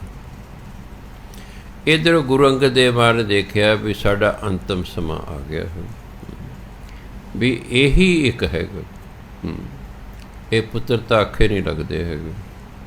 ਇਸ ਲਈ ਬਾਬਾ ਬੁੱਢੇ ਨੇ ਸੁਨੇਹਾ ਭੇਜਿਆ ਵੀ ਆਓ ਜੀ। ਅਤੇ ਫਿਰ 1552 ਈਸਵੀ ਦੇ ਵਿੱਚ 1504 ਈਸਵੀ ਗੁਰੂ ਅੰਗਦ ਦੇਵ ਜੀ ਮਹਾਰਾਜ ਪ੍ਰਕਾਸ਼ ਹੋਇਆ। 1552 ਈਸਵੀ ਦੇ ਵਿੱਚ ਗੁਰੂ ਅੰਗਦ ਦੇਵ ਮਹਾਰਾਜ ਨੇ ਗੁਰੂ ਅਮਰਦਾਸ ਮਹਾਰਾਜ ਨੂੰ ਗੁਰਗੱਦੀ ਦਿੱਤੀ ਅਤੇ ਆਪ ਜੋਤੀ ਜੋਤ ਸਮਾ ਗਏ। ਹੁਣ ਕੁਝ ਮਿੰਟ ਆਪਾਂ ਨੇ ਉਹਨਾਂ ਦੀ ਬਾਣੀ 'ਤੇ ਵਿਚਾਰ ਕਰਨੇ ਹਨ। ਗੁਰੂ ਮਹਾਰਾਜ ਗੁਰੂ ਅੰਗਦ ਦੇਵ ਮਹਾਰਾਜ ਨੇ ਸਿਰਫ 63 ਸ਼ਲੋਕ ਹੀ ਸਿਰਫ ਲਿਖੇ ਨੇ। ਉਹਨਾਂ ਜਿਹੜੇ ਸ਼ਲੋਕ ਨੇ ਕੁਝ ਤਾਂ ਆਸਾ ਦੀ ਵਾਰ 'ਚ ਨੇ, ਕੁਝ ਅਖੀਰ 'ਤੇ ਲਿਖਿਆ ਸ਼ਲੋਕ 12 ਤੋਂ ਵਧੇਕ, ਕੁਝ ਸ਼ਲੋਕ ਤਾਂ ਉਹਨੇ 22 ਗੁਰੂ ਗ੍ਰੰਥ ਸਾਹਿਬ 'ਚ ਦਰਜ ਨੇ। ਗੁਰੂ ਅੰਗਦ ਦੇਵ ਮਹਾਰਾਜ ਦੇ ਕੁਝ ਸ਼ਲੋਕ ਤੇ ਉਹਨਾਂ 12 ਦੇ ਵਿੱਚ ਆ ਗਏ। ਜਿਹੜੇ ਬਾਕੀ ਬਚੇ ਉਹ ਹੈਡਿੰਗ ਤਾਂ ਸ਼ਲੋਕ 12 ਤੋਂ ਵਧੇਕ ਬਾਕੀ ਉੱਥੇ ਲਿਖੇ ਗਏ। ਉਹਨਾਂ ਨੇ 63 ਸ਼ਲੋਕ ਲਿਖੇ ਸਨ। ਬਸ ਉਹਨਾਂ ਦੇ ਜਿਹੜੇ ਖਾਸ ਨੇ ਕੁਝ ਉਹ ਤੁਹਾਡੇ ਨਾਲ ਸਾਂਝੇ ਕਰਨੇ ਨੇ। ਜਿਹੜਾ ਬਹੁਤ ਪ੍ਰਸਿੱਧ ਉਹਨਾਂ ਦਾ ਸ਼ਲੋਕ ਹੈ, ਜੇ 100 ਚੰਦਾ ਉਗਵੇਂ ਸੂਰਜ ਚੜ੍ਹੇ ਹਜ਼ਾਰ, ਏਤੇ ਚਾਨਣ ਹੁੰਦਿਆਂ ਗੁਰ ਬਿਨ ਘੋਰ ਅੰਧਾਰ। ਜੇ 100 ਚੰਦਾ ਉਗਵੇਂ, ਵੀ ਜੇ 100 ਚੰਨ ਵੀ ਚੜ੍ਹ ਜਾਣ, ਸੂਰਜ ਚੜ੍ਹੇ ਹਜ਼ਾਰ, ਅਤੇ ਜੇ 1000 ਸੂਰਜ ਵੀ ਚੜ੍ਹ ਜਾਣ, ਇੰਨਾ ਚਾਨਣ ਹੋਏਗਾ। ਦੇਖੋ ਵੀ 100 ਚੰਨ 1000 ਸੂਰਜ ਦਾ ਕਿੰਨਾ ਚਾਨਣ ਹੈ। ਏਤੇ ਚਾਨਣ ਹੁੰਦਿਆਂ ਗੁਰ ਬਿਨ ਘੋਰ ਅੰਧਾਰ। ਅੰਦਰ ਤੇ ਅਗਿਆਨਤਾ ਦਾ ਹਨੇਰੇ ਰਹਿਣਾ। ਬਾਹਰ ਤਾਂ ਚਾਨਣ ਕਰਤਾ, ਠੀਕ ਹੈ, ਸੂਰਜ ਨੇ ਵੀ ਕਰਤਾ, ਚੰਦਰਮਾ ਨੇ ਬਾਹਰ ਤੇ ਚਾਨਣ ਕਰਤਾ, ਪਰ ਅੰਦਰ ਤਾਂ ਅਗਿਆਨਤਾ ਦਾ ਹਨੇਰਾ ਰਹਿ ਗਿਆ। ਅੰਦਰਲਾ ਹਨੇਰਾ ਗੁਰੂ ਤੋਂ ਬਿਨਾਂ ਦੂਰ ਨਹੀਂ ਹੁੰਦਾ। ਇਸ ਲਈ ਤਾਂ ਆਪਾਂ ਬਾਣੀ ਪੜ੍ਹਦੇ ਹਾਂ। ਬਾਣੀ ਸਾਡਾ ਗੁਰੂ ਹੈ। ਬਾਣੀ ਪੜ੍ਹਾਂਗੇ, ਉਹਨੂੰ ਸਮਝਾਂਗੇ, ਫਿਰ ਪਤਾ ਲੱਗੇਗਾ ਕੀ ਕਰਨਾ ਚਾਹੀਦਾ, ਕੀ ਨਹੀਂ ਕਰਨਾ ਚਾਹੀਦਾ। ਪਹਿਲਾ ਇਹ ਗਿਆਨ ਹੁੰਦਾ, ਇਹਨੂੰ ਕਹਿੰਦੇ ਵਿਵੇਕ ਬੁੱਧ। ਬਾਣੀ ਪੜ੍ਹ ਕੇ ਪਹਿਲਾ ਗਿਆਨ ਸਾਨੂੰ ਇਹ ਹੁੰਦਾ ਹੈ ਕਿ ਕੀ ਕਰਨਾ ਚਾਹੀਦਾ ਅਤੇ ਕੀ ਨਹੀਂ ਕਰਨਾ ਚਾਹੀਦਾ। ਫਿਰ ਹੌਲੀ ਹੌਲੀ ਜੋ ਕਰਨਾ ਚਾਹੀਦਾ ਅਸੀਂ ਉਹ ਕਰਨਾ ਸ਼ੁਰੂ ਕਰ ਦਿੰਦੇ ਹਾਂ, ਜੋ ਨਹੀਂ ਕਰਨਾ ਚਾਹੀਦਾ ਉਹਨੂੰ ਅਸੀਂ ਛੱਡਦੇ ਜਾਂਦੇ ਹਾਂ। ਸੋ ਗੁਰੂ ਤੋਂ ਬਿਨਾਂ ਅੰਦਰ ਗਿਆਨ ਦਾ ਚਾਨਣ ਨਹੀਂ ਹੁੰਦਾ। ਦੂਜਾ ਕਹਿੰਦੇ ਨੇ, ਆਮ ਜਿਹੜੇ ਬੋਲਦੇ ਲੋਕ, ਨੱਕ ਨੱਥ ਖਸਮ ਹੱਥ ਕਿਰਤ ਧੱਕੇ ਦੇ, ਜਹਾਂ ਦਾਣੇ ਤਹਾਂ ਖਾਣੇ ਨਾਨਕਾ ਸੱਚ ਹੈ। ਹੁਣ ਕਹਿੰਦੇ ਸਾਡੇ ਪਹਿਲਾਂ ਪੁਰਾਣੇ ਜ਼ਮਾਨੇ 'ਚ ਨਾ ਗਹਿਣਾ ਵੀ ਬੀਬੀਆਂ ਨੱਥ ਪਾਇਆ ਕਰਦੀਆਂ ਸੀ। ਡੰਗਰਾਂ ਦੇ ਵੀ ਨੱਥ ਪਾਈ ਹੁੰਦੀ ਸੀ। ਜਿਹੜਾ ਊਠ ਹੁੰਦਾ ਸੀ ਉਹਦੇ ਨਕੇਲ ਪਾਈ ਹੁੰਦੀ ਸੀ। ਜਿਹੜੇ ਬਲਦ ਹੁੰਦੇ ਸਨ ਇਹਨਾਂ ਦੇ ਨੱਥ ਹੁੰਦੀ ਸੀ, ਨੱਕ ਦੇ ਵਿੱਚੋਂ ਦੀ ਕੱਢ ਕੇ ਐਂ ਆਲੇ ਦੁਆਲੇ ਬੰਨੀ ਹੁੰਦੀ ਸੀ। ਉਹਨੂੰ ਇੱਕ ਰੱਸੀ ਪਾਈ ਹੁੰਦੀ ਸੀ ਡੰਗਰ ਨੂੰ ਕੰਟਰੋਲ ਕਰਨ ਲਈ। ਅਤੇ ਇੱਧਰ ਜਿਵੇਂ ਘੋੜੇ ਦੀ ਲਗਾਮ ਹੁੰਦੀ ਹੈ, ਘੋੜੇ ਦੀ ਲਗਾਮ ਹੈ, ਜਿਹੜਾ ਸਵਾਰੀ ਕਰਦਾ ਹੈ ਲਗਾਮ ਉਹਦੇ ਹੱਥ 'ਚ ਹੁੰਦੀ ਹੈ। ਉਹ ਘੋੜੇ ਨੂੰ ਪਤਾ ਹੁੰਦਾ ਵੀ ਜੇ ਖਿੱਚੇਗਾ ਤਾਂ ਇਹਦਾ ਅਰਥ ਹੈ, ਜੇ ਢਿੱਲੀ ਛੱਡੇਗਾ ਤਾਂ ਇਹਦਾ ਅਰਥ ਹੈ। ਉਹ ਜਿੱਧਰ ਨੂੰ ਫਿਰ ਰੱਸੀ ਖਿੱਚਦੇ ਸੀ ਬਲਦ ਉਧਰ ਨੂੰ ਹੋ ਜਾਂਦਾ ਸੀ, ਇੱਧਰ ਖਿੱਚਦੇ ਸੀ ਇੱਧਰ ਨੂੰ ਹੁੰਦਾ ਸੀ। ਇਸ ਤਰ੍ਹਾਂ ਸਾਡੀ ਜਿਹੜੀ ਨੱਥ ਹੈ ਨਾ ਉਹ ਪਰਮਾਤਮਾ ਦੇ ਹੱਥ 'ਚ। ਨੱਕ ਨੱਥ ਖਸਮ ਹੱਥ। ਪਰਮਾਤਮਾ ਦੀ ਮਰਜ਼ੀ ਹੈ ਸਾਨੂੰ ਕਿਸੇ ਪਾਸੇ ਨੂੰ ਤੋਰ ਦੇ, ਸਾਡੀ ਆਪਣੀ ਮਰਜ਼ੀ ਨਹੀਂ ਚੱਲੇਗੀ। ਨੱਕ ਨੱਥ ਖਸਮ ਹੱਥ ਕਿਰਤ ਧੱਕੇ ਦੇ। ਅਸੀਂ ਜਿਹੜੇ ਕੰਮ ਲਈ ਹੈ, ਹੁਣ ਸਾਡੇ ਕਿਰਤ ਲਿਖੀ ਹੋਈ ਹੈ, ਕਿਸੇ ਦੀ ਆਸਟ੍ਰੇਲੀਆ ਲਿਖੀ ਹੈ, ਉਹ ਕਿਰਤ ਨੂੰ ਉੱਥੇ ਲੈ ਕੇ ਜਾ ਰਹੀ। ਕਿਸੇ ਦੀ ਕਿਰਤ ਕੈਨੇਡਾ ਦੀ, ਕਿਸੇ ਦੀ ਅਮਰੀਕਾ ਦੀ, ਕਿਸੇ ਦੀ ਸਪੇਨ ਦੀ, ਕਿਸੇ ਦੀ ਇਟਲੀ ਦੀ, ਕਿਸੇ ਦੀ ਕਿਤੋਂ ਦੀ। ਕਈ ਬਿਹਾਰੀਆਂ ਦੀ ਕਿਰਤ ਪੰਜਾਬ 'ਚ ਲਿਖੀ ਹੋਈ ਹੈ, ਯੂਪੀ ਵਾਲਿਆਂ ਦੀ ਕਿਰਤ ਪੰਜਾਬ 'ਚ ਲਿਖੀ ਹੋਈ ਹੈ, ਸਾਡੀ ਕਿਰਤ ਕਈ ਵਾਰ ਦੂਜੇ ਸਟੇਟਾਂ 'ਚ ਲਿਖੀ ਹੁੰਦੀ। ਕਿਰਤ ਜਿਹੜੀ ਹੈ ਉਹ ਕਿਰਤ ਕਾਰਨ ਅਸੀਂ ਇੱਕ ਥਾਂ ਤੋਂ ਦੂਜੀ ਥਾਂ 'ਤੇ ਜਾਂਦੇ ਹਾਂ। ਕਿਰਤ ਧੱਕੇ ਦੇ, ਜਹਾਂ ਦਾਣੇ ਤਹਾਂ ਖਾਣੇ। ਫਿਰ ਜਿੱਥੇ ਦਾ ਭੋਜਨ ਲਿਖਿਆ ਹੁੰਦਾ ਉੱਥੇ ਹੀ ਬੰਦਾ ਜਾ ਕੇ ਖਾਂਦਾ। ਜਹਾਂ ਦਾਣੇ ਤਹਾਂ ਖਾਣੇ ਨਾਨਕਾ ਸੱਚ ਹੈ। ਗੁਰੂ ਅੰਗਦ ਦੇਵ ਕਹਿੰਦੇ ਇਹ ਸੱਚ ਹੈ, ਜਿੱਥੇ ਦਾਣਾ ਪਾਣੀ ਹੁੰਦਾ ਉੱਥੇ ਬੰਦੇ ਨੂੰ ਜਾਣਾ ਪੈਂਦਾ ਖਾਣ ਨੂੰ। ਅਤੇ ਕਿਰਤ ਦੇ ਅਨੁਸਾਰ ਸਾਨੂੰ ਇੱਕ ਥਾਂ ਤੋਂ ਦੂਜੀ ਥਾਂ 'ਤੇ ਵੀ ਜਾਣਾ ਪੈਂਦਾ। ਆਪ ਜੀ ਨੌਕਰੀਆਂ ਕਰਦੇ ਹੋ, ਪਟਿਆਲੇ ਰਹਿੰਦੇ ਹੋ, ਪਰ ਨੌਕਰੀ ਕਿਤੇ ਜਾ ਕੇ ਕਿਰਤ ਕਿਤੇ ਦੂਰ ਦੀ ਲਿਖੀ ਹੁੰਦੀ ਹੈ, ਉੱਥੇ ਜਾ ਕੇ ਕਰਦਾ। ਕਈ ਵਾਰੀ ਆਪਣਾ ਖਾਣ ਪੀਣ ਘਰੋਂ ਲੈ ਜਾਂਦੇ ਹੋ ਅਤੇ ਕਈ ਵਾਰੀ ਉੱਥੇ ਖਾਣਾ ਪੈਂਦਾ। ਦਾਣਾ ਵੀ ਉੱਥੋਂ ਜੋ ਦਾਣਾ ਲਿਖਿਆ ਉੱਥੋਂ ਦਾ ਖਾਣਾ ਹੁੰਦਾ। ਅੱਗੇ ਕਹਿੰਦੇ ਹਉਮੈ ਦੀਰਘ ਰੋਗ ਹੈ। ਦੀਰਘ ਹੁੰਦਾ ਬਹੁਤ ਲੰਮਾ। ਤਾਂ ਹੀ ਤੁਸੀਂ ਦੇਖੇ ਕਾਮ ਕ੍ਰੋਧ ਲੋਭ ਮੋਹ ਹੰਕਾਰ, ਇਹ ਪੰਜੇ ਪੁਲਿੰਗ ਨੇ। ਹਉਮੈ ਇਸਤਰੀ ਲਿੰਗ ਹੈ। ਇਹਨਾਂ ਪੰਜਾਂ ਦੀ ਮਾਂ ਹਉਮੈ ਹੈ। ਹਉਮੈ ਦੇ ਵਿੱਚੋਂ ਇਹ ਪੰਜੇ ਪੈਦਾ ਹੁੰਦੇ ਨੇ। ਜਿੰਨਾ ਚਿਰ ਹਉਮੈ ਹੈ ਉਹਨਾਂ ਚਿਰ ਪੰਜੇ ਰਹਿਣਗੇ ਅੰਦਰ। ਹਉਮੈ ਮਰੇਗੀ, ਇਹ ਆਪਣੇ ਆਪ ਹੀ ਮਰ ਜਾਣਗੇ। ਇਹਨਾਂ ਦੀ ਹੋਂਦ ਆਪਣੀ ਮਾਂ ਕਾਰਨ ਹੈ। ਹਉਮੈ ਇਸਤਰੀ ਲਿੰਗ, ਇਹ ਪੰਜੇ ਪੁਲਿੰਗ ਨੇ। ਕਾਮ ਕ੍ਰੋਧ ਲੋਭ ਮੋਹ ਹੰਕਾਰ ਹਉਮੈ 'ਚ ਪੈਦਾ ਹੁੰਦੇ। ਹਉਮੈ ਕਿੱਥੋਂ ਪੈਦਾ ਹੋਈ? ਜਦੋਂ ਅਸੀਂ ਪਰਮਾਤਮਾ ਤੋਂ ਅਲੱਗ ਹੋਏ, ਸਾਡੇ ਅੰਦਰ ਹਉਮੈ ਪੈਦਾ ਹੋ ਗਈ। ਫਿਰ ਹਉਮੈ 'ਚ ਆ ਕੇ ਅਸੀਂ ਕਰਮ ਕਰਨੇ ਸ਼ੁਰੂ ਕਰਦੇ। ਜੋ ਵੀ ਕਰਮ ਹਉਮੈ 'ਚ ਆ ਕੇ ਕੀਤੇ ਜਾਣਗੇ ਉਹਨਾਂ ਦਾ ਫਲ ਭੋਗਣਾ ਪੈਂਦਾ ਹੈ। ਜਦੋਂ ਬ੍ਰਹਮ ਗਿਆਨ ਹੁੰਦਾ ਉਦੋਂ ਅੰਦਰੋਂ ਹਉਮੈ ਖਤਮ ਹੋ ਜਾਂਦੀ ਹੈ। ਫਿਰ ਬ੍ਰਹਮ ਗਿਆਨੀ ਜੋ ਵੀ ਕਰਮ ਕਰਦੇ ਉਹਦਾ ਫਲ ਨਹੀਂ ਉਹਨੂੰ ਭੋਗਣਾ ਪੈਂਦਾ, ਕਿਉਂਕਿ ਆਪਣੀ ਮਰਜ਼ੀ ਹੀ ਨਹੀਂ ਕਰਦਾ, ਉਹਦੇ ਹਉਮੈ ਖਤਮ ਹੋ ਗਈ। ਸਾਡੇ ਅੰਦਰ ਹਉਮੈ ਹੈ, ਇਸ ਲਈ ਅਸੀਂ ਜਿਹੜਾ ਕਰਮ ਕਰਦੇ ਹਾਂ ਉਹਦਾ ਫਿਰ ਫਲ ਵੀ ਭੋਗਦੇ, ਚੰਗੇ ਦਾ ਮੰਦੇ ਦਾ ਵੀ। ਇਸ ਲਈ ਦੀਰਘ ਰੋਗ ਹੈ। ਹਉਮੈ ਦੀਰਘ ਰੋਗ ਹੈ। ਪਰ ਕਹਿੰਦੇ ਦਾਰੂ ਵੀ ਇਸ ਮਾਹੇ, ਇਹਦਾ ਇਲਾਜ ਵੀ ਇਹਦੇ ਵਿੱਚ ਹੀ ਹੈ। ਇਲਾਜ ਵੀ ਹੈ, ਵੀ ਇਹ ਇਲਾਜ ਨਹੀਂ ਹੈ। ਕਿਰਪਾ ਕਰੇ ਜੇ ਆਪਣੀ ਤਾਂ ਗੁਰ ਕਾ ਸ਼ਬਦ ਕਮਾਹੇ। ਜੇ ਕਹਿੰਦੇ ਪਰਮਾਤਮਾ ਕਿਰਪਾ ਕਰਦੇ ਤੇ ਫਿਰ ਗੁਰੂ ਦੇ ਸ਼ਬਦ ਦੀ ਕਮਾਈ ਕਰਦਾ ਹੈ। ਦਿਨ ਰਾਤ ਵਾਹਿਗੁਰੂ ਵਾਹਿਗੁਰੂ ਵਾਹਿਗੁਰੂ ਕਰ ਦਿੰਦਾ। ਇੱਕ ਦਿਨ ਇਹਦੇ ਅੰਦਰ ਹਉਮੈ ਖਤਮ ਹੋ ਜਾਂਦੀ। ਜਿਉਂ ਹੀ ਹਉਮੈ ਖਤਮ ਹੁੰਦੀ ਹੈ ਬ੍ਰਹਮ ਗਿਆਨੀ ਹੋ ਜਾਂਦਾ। ਇਹਦੇ 'ਤੇ ਫਿਰ ਪਰਮਾਤਮਾ ਦੇ ਵਿੱਚ ਕੋਈ ਫਰਕ ਨਹੀਂ ਰਹਿੰਦਾ। ਬ੍ਰਹਮ ਗਿਆਨੀ ਆਪ ਪਰਮੇਸ਼ਰ ਇੱਕੋ ਰੂਪ ਹੋ ਜਾਂਦੇ ਹਨ।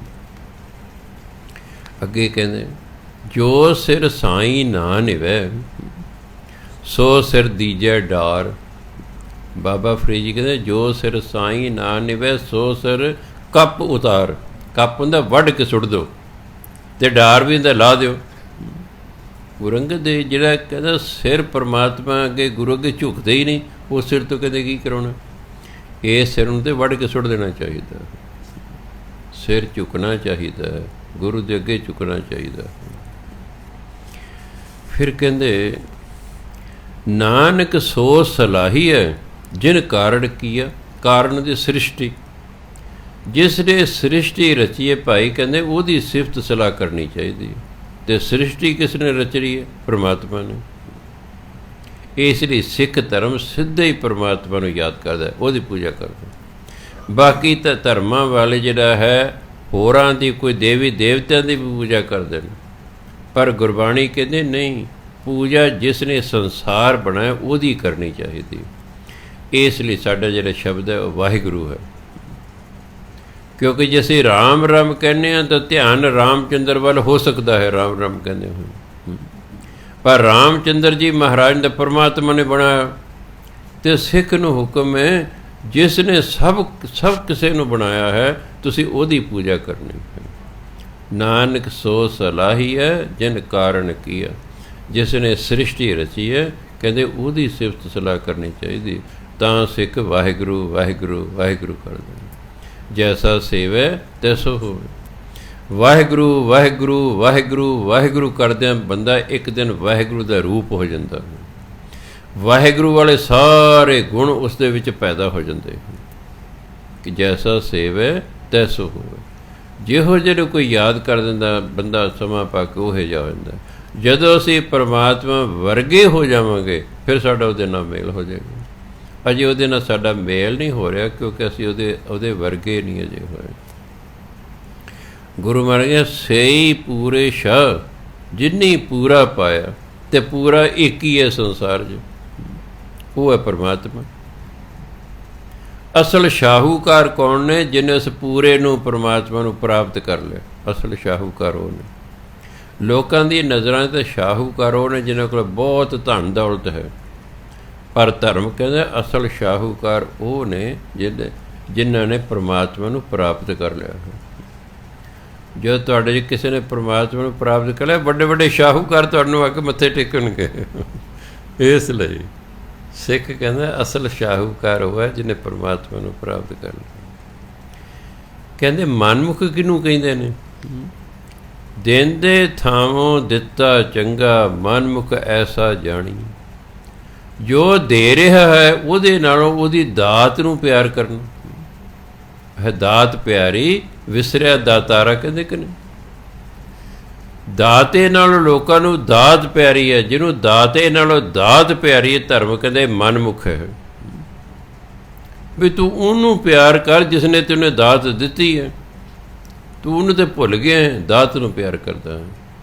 ਜਿਹੜਾ ਰੱਬ ਨੂੰ ਭੁੱਲ ਕੇ ਉਹਦੀ ਦਿੱਤੀਆਂ ਦਾਤਾਂ ਨੂੰ ਪਿਆਰ ਕਰਦਾ ਨਾ, ਉਹਨੂੰ ਕਹਿੰਦੇ ਗੁਰਬਾਣੀ ਕਹਿੰਦੇ ਉਹ ਮਨਮੁਖ ਹੈ। ਦੇਂਦੇ ਥਾਵੋਂ ਦਿੱਤਾ ਚੰਗਾ, ਮਨਮੁਖ ਐਸਾ ਜਾਣੀ। ਫਿਰ ਕਹਿੰਦੇ ਸਾਹਿਬ ਸੇਤੀ ਹੁਕਮ ਨਾ ਚੱਲੇ, ਕਹੀ ਬਣੇ ਅਰਦਾਸ। ਮਾਲਕ ਅੱਗੇ ਹੁਕਮ ਨਹੀਂ ਚੱਲਦਾ, ਉਹਦੇ ਅੱਗੇ ਬੇਨਤੀ ਹੀ ਚੱਲੇਗੀ। ਉਹ ਬੇਨਤੀ ਚੱਲ। ਸਾਡਾ ਗੁਰੂ 'ਤੇ ਜ਼ੋਰ ਨਹੀਂ ਚੱਲ ਸਕਦਾ, ਸਾਡਾ ਪਰਮਾਤਮਾ 'ਤੇ ਜ਼ੋਰ ਨਹੀਂ ਚੱਲ ਸਕਦਾ। ਇਸ ਲਈ ਖੜ੍ਹੇ ਹੋ ਕੇ ਗਲ 'ਚ ਪੱਲਾ ਪਾ ਕੇ ਦੋਨੋਂ ਹੱਥ ਜੋੜ ਕੇ ਕਰਦੇ ਨਾ ਬੇਨਤੀ, ਕਰਦੇ ਬੇਨਤੀ। ਉਹਦੇ ਅੱਗੇ ਬੇਨਤੀ ਚੱਲੇਗੀ, ਉਹਦੇ ਅੱਗੇ ਸਾਡਾ ਹੁਕਮ ਨਹੀਂ ਚੱਲਣਾ। ਫਿਰ ਕਹਿੰਦੇ ਧਰਮ ਕਹਿੰਦੇ ਵੀ 8 ਪਹਿਰ ਹੁੰਦੇ ਨੇ। ਇੱਕ ਪਹਿਰ 'ਤੇ ਸਿੱਖ ਨੇ ਪਹਿਲਾ ਪਹਿਰ ਉੱਠ ਕੇ ਨਾਮ ਜਪਣਾ ਹੈ, ਜਿਹਨੂੰ ਅੰਮ੍ਰਿਤ ਵੇਲਾ ਕਹਿੰਦੇ। 3 ਘੰਟੇ। ਇੱਕ ਪਹਿਰ 'ਤੇ ਉਹਨੇ ਭਜਨ ਬੰਦਗੀ ਕਰਨੀ। ਬਾਕੀ ਜਿਹੜੇ 7 ਪਹਿਰ ਨੇ ਉਹ 'ਚ ਕੀ ਕਰਨਾ? ਕਹਿੰਦੇ 7 ਪਹਿਰੀ 7 ਭਲਾ ਬਈਏ ਪੜ੍ਹਿਆ ਪਾਸ। ਬਾਕੀ ਜਿਹੜੇ 7 ਪਹਿਰ ਰਹਿ ਗਏ ਨੇ, ਕਹਿੰਦੇ ਭਲੇ ਲੋਕਾਂ ਦੀ ਸੰਗਤ ਕਰਨੀ, ਉਹਨਾਂ ਲੋਕਾਂ ਦੀ ਸੰਗਤ ਕਰਨੀ ਜਿਹੜੇ ਭਜਨ ਬੰਦਗੀ ਕਰਨ ਵਾਲੇ ਨੇ, ਅਤੇ ਸੱਤ ਦੇ ਅਨੁਸਾਰ ਜੀਵਨ ਜਿਉਣਾ ਹੈ। 7 ਪਹਿਰੇ 7 ਭਲਾ। ਬਾਕੀ ਜਿਹੜੇ 7 ਪਹਿਰ ਜ਼ਿੰਦਗੀ ਦੇ ਦਿਨ ਦੇ ਨੇ, ਉਹ ਕਹਿੰਦੇ ਭਲੇ ਪੁਰਸ਼ਾਂ ਦੀ ਸੰਗਤ ਕਰਨੀ ਹੈ ਅਤੇ ਸੱਤ ਦੇ ਅਨੁਸਾਰ ਜੀਵਨ ਜਿਉਣਾ ਹੈ, ਸਹੀ ਜੀਵਨ ਜਿਉਣਾ ਹੈ। ਹੁਣ ਕਹਿੰਦੇ ਪਾਰਖੂ ਕਿਹਨੂੰ ਕਹਿੰਦੇ ਨੇ? ਧਰਮ ਦੀ ਨਜ਼ਰ ਵਿੱਚ ਪਾਰਖੂ ਕੌਣ ਹੈ? ਕਹਿੰਦੇ ਨਾਨਕ ਪਰਖੇ ਆਪ ਕੋ ਤਾਂ ਪਾਰਖੂ ਜਣ। ਕਹਿੰਦੇ ਦੂਜਿਆਂ ਨੂੰ ਪਰਖਣ ਦੀ ਬਜਾਏ ਆਪਣੇ ਆਪ ਨੂੰ ਪਰਖਣਾ ਹੈ, ਤਾਂ ਅਸੀਂ ਪਾਰਖੂ ਹਾਂ। ਸਿਆਣੇ ਕਹਿੰਦੇ ਨੇ ਦੂਜਿਆਂ ਦੀ ਪੀੜ੍ਹੀ ਹੇਠਾਂ ਵੇਖਣ ਤੋਂ ਪਹਿਲਾਂ ਆਪਣੀ ਪੀੜ੍ਹੀ ਹੇਠਾਂ ਸੋਟੀ ਫੇਰਨੀ ਚਾਹੀਦੀ। ਸਾਡੀ ਆਦਤ ਹੈ ਅਸੀਂ ਆਪਣੇ ਬਾਰੇ ਗਿਆਨ ਨਹੀਂ ਹਾਸਲ ਕਰਦੇ, ਦੂਜਿਆਂ ਬਾਰੇ ਗਿਆਨ ਹਾਸਲ ਕਰਦੇ। ਫਲਾਣਾ ਕੀ ਕਰਦਾ ਕੀ ਕਰਦਾ, ਉਹ ਇਹ ਜਾਣਕਾਰੀ ਰੱਖਦੇ, ਆਪ ਕੀ ਕਰਦੇ ਇਹਦਾ ਗਿਆਨ ਹੀ ਨਹੀਂ ਹੈਗਾ ਕੋਈ। ਆਪਣੀ ਪਰਖ ਕਰਨੀ ਹੈ ਕਿ ਮੈਂ ਠੀਕ ਹਾਂ ਕਿ ਮੈਂ ਗਲਤ ਹਾਂ, ਕਿ ਮੇਰਾ ਜੀਵਨ ਬਾਣੀ ਅਨੁਸਾਰ ਹੈ ਕਿ ਬਾਣੀ ਦੇ ਵਿਰੁੱਧ ਹੈ। ਅਸਲ ਪਾਰਖੂ ਉਹ ਹੁੰਦਾ ਜਿਹੜਾ ਆਪਣੀ ਪਰਖ ਆਪ ਕਰਦਾ ਹੋ। ਕਹਿੰਦੇ ਅੰਧੇ ਇਹ ਨਾ ਆਖੀਏ ਜਿਨ ਮੁਖ ਲੋਇਨ ਨਾਹੀਂ। ਕਹਿੰਦੇ ਜਿਨ੍ਹਾਂ ਦੇ ਮੂੰਹ 'ਤੇ ਅੱਖਾਂ ਨਹੀਂ ਨਾ, ਉਹਨਾਂ ਨੇ ਨਹੀਂ ਕਿਹਾ ਜਾਂਦਾ। ਸਿੱਖ ਧਰਮ ਕਹਿੰਦਾ ਅੰਧੇ ਸਹੀ ਨਾਨਕਾ ਜੇ ਖਸਮੋ ਕੁੱਥੇ ਜਾਹੇ। ਜਿਹੜੇ ਰੱਬ ਨੂੰ ਯਾਦ ਨਹੀਂ ਕਰਦੇ, ਅਸਲ ਕਹਿੰਦੇ ਉਹ ਅੰਨੇ ਨੇ। ਧਰਮ ਅਨੁਸਾਰ ਉਹ ਅੰਨੇ ਨਹੀਂ ਜਿਹਨਾਂ ਨੂੰ ਦਿਸਦਾ ਨਹੀਂ, ਉਹ ਨਹੀਂ ਅੰਨੇ। ਅੰਨੇ ਉਹ ਨੇ ਜਿਹੜੇ ਰੱਬ ਨੂੰ ਯਾਦ ਨਹੀਂ ਕਰਦੇ, ਕਹਿੰਦੇ ਅਸਲ 'ਚ ਉਹ ਅੰਨੇ ਨੇ।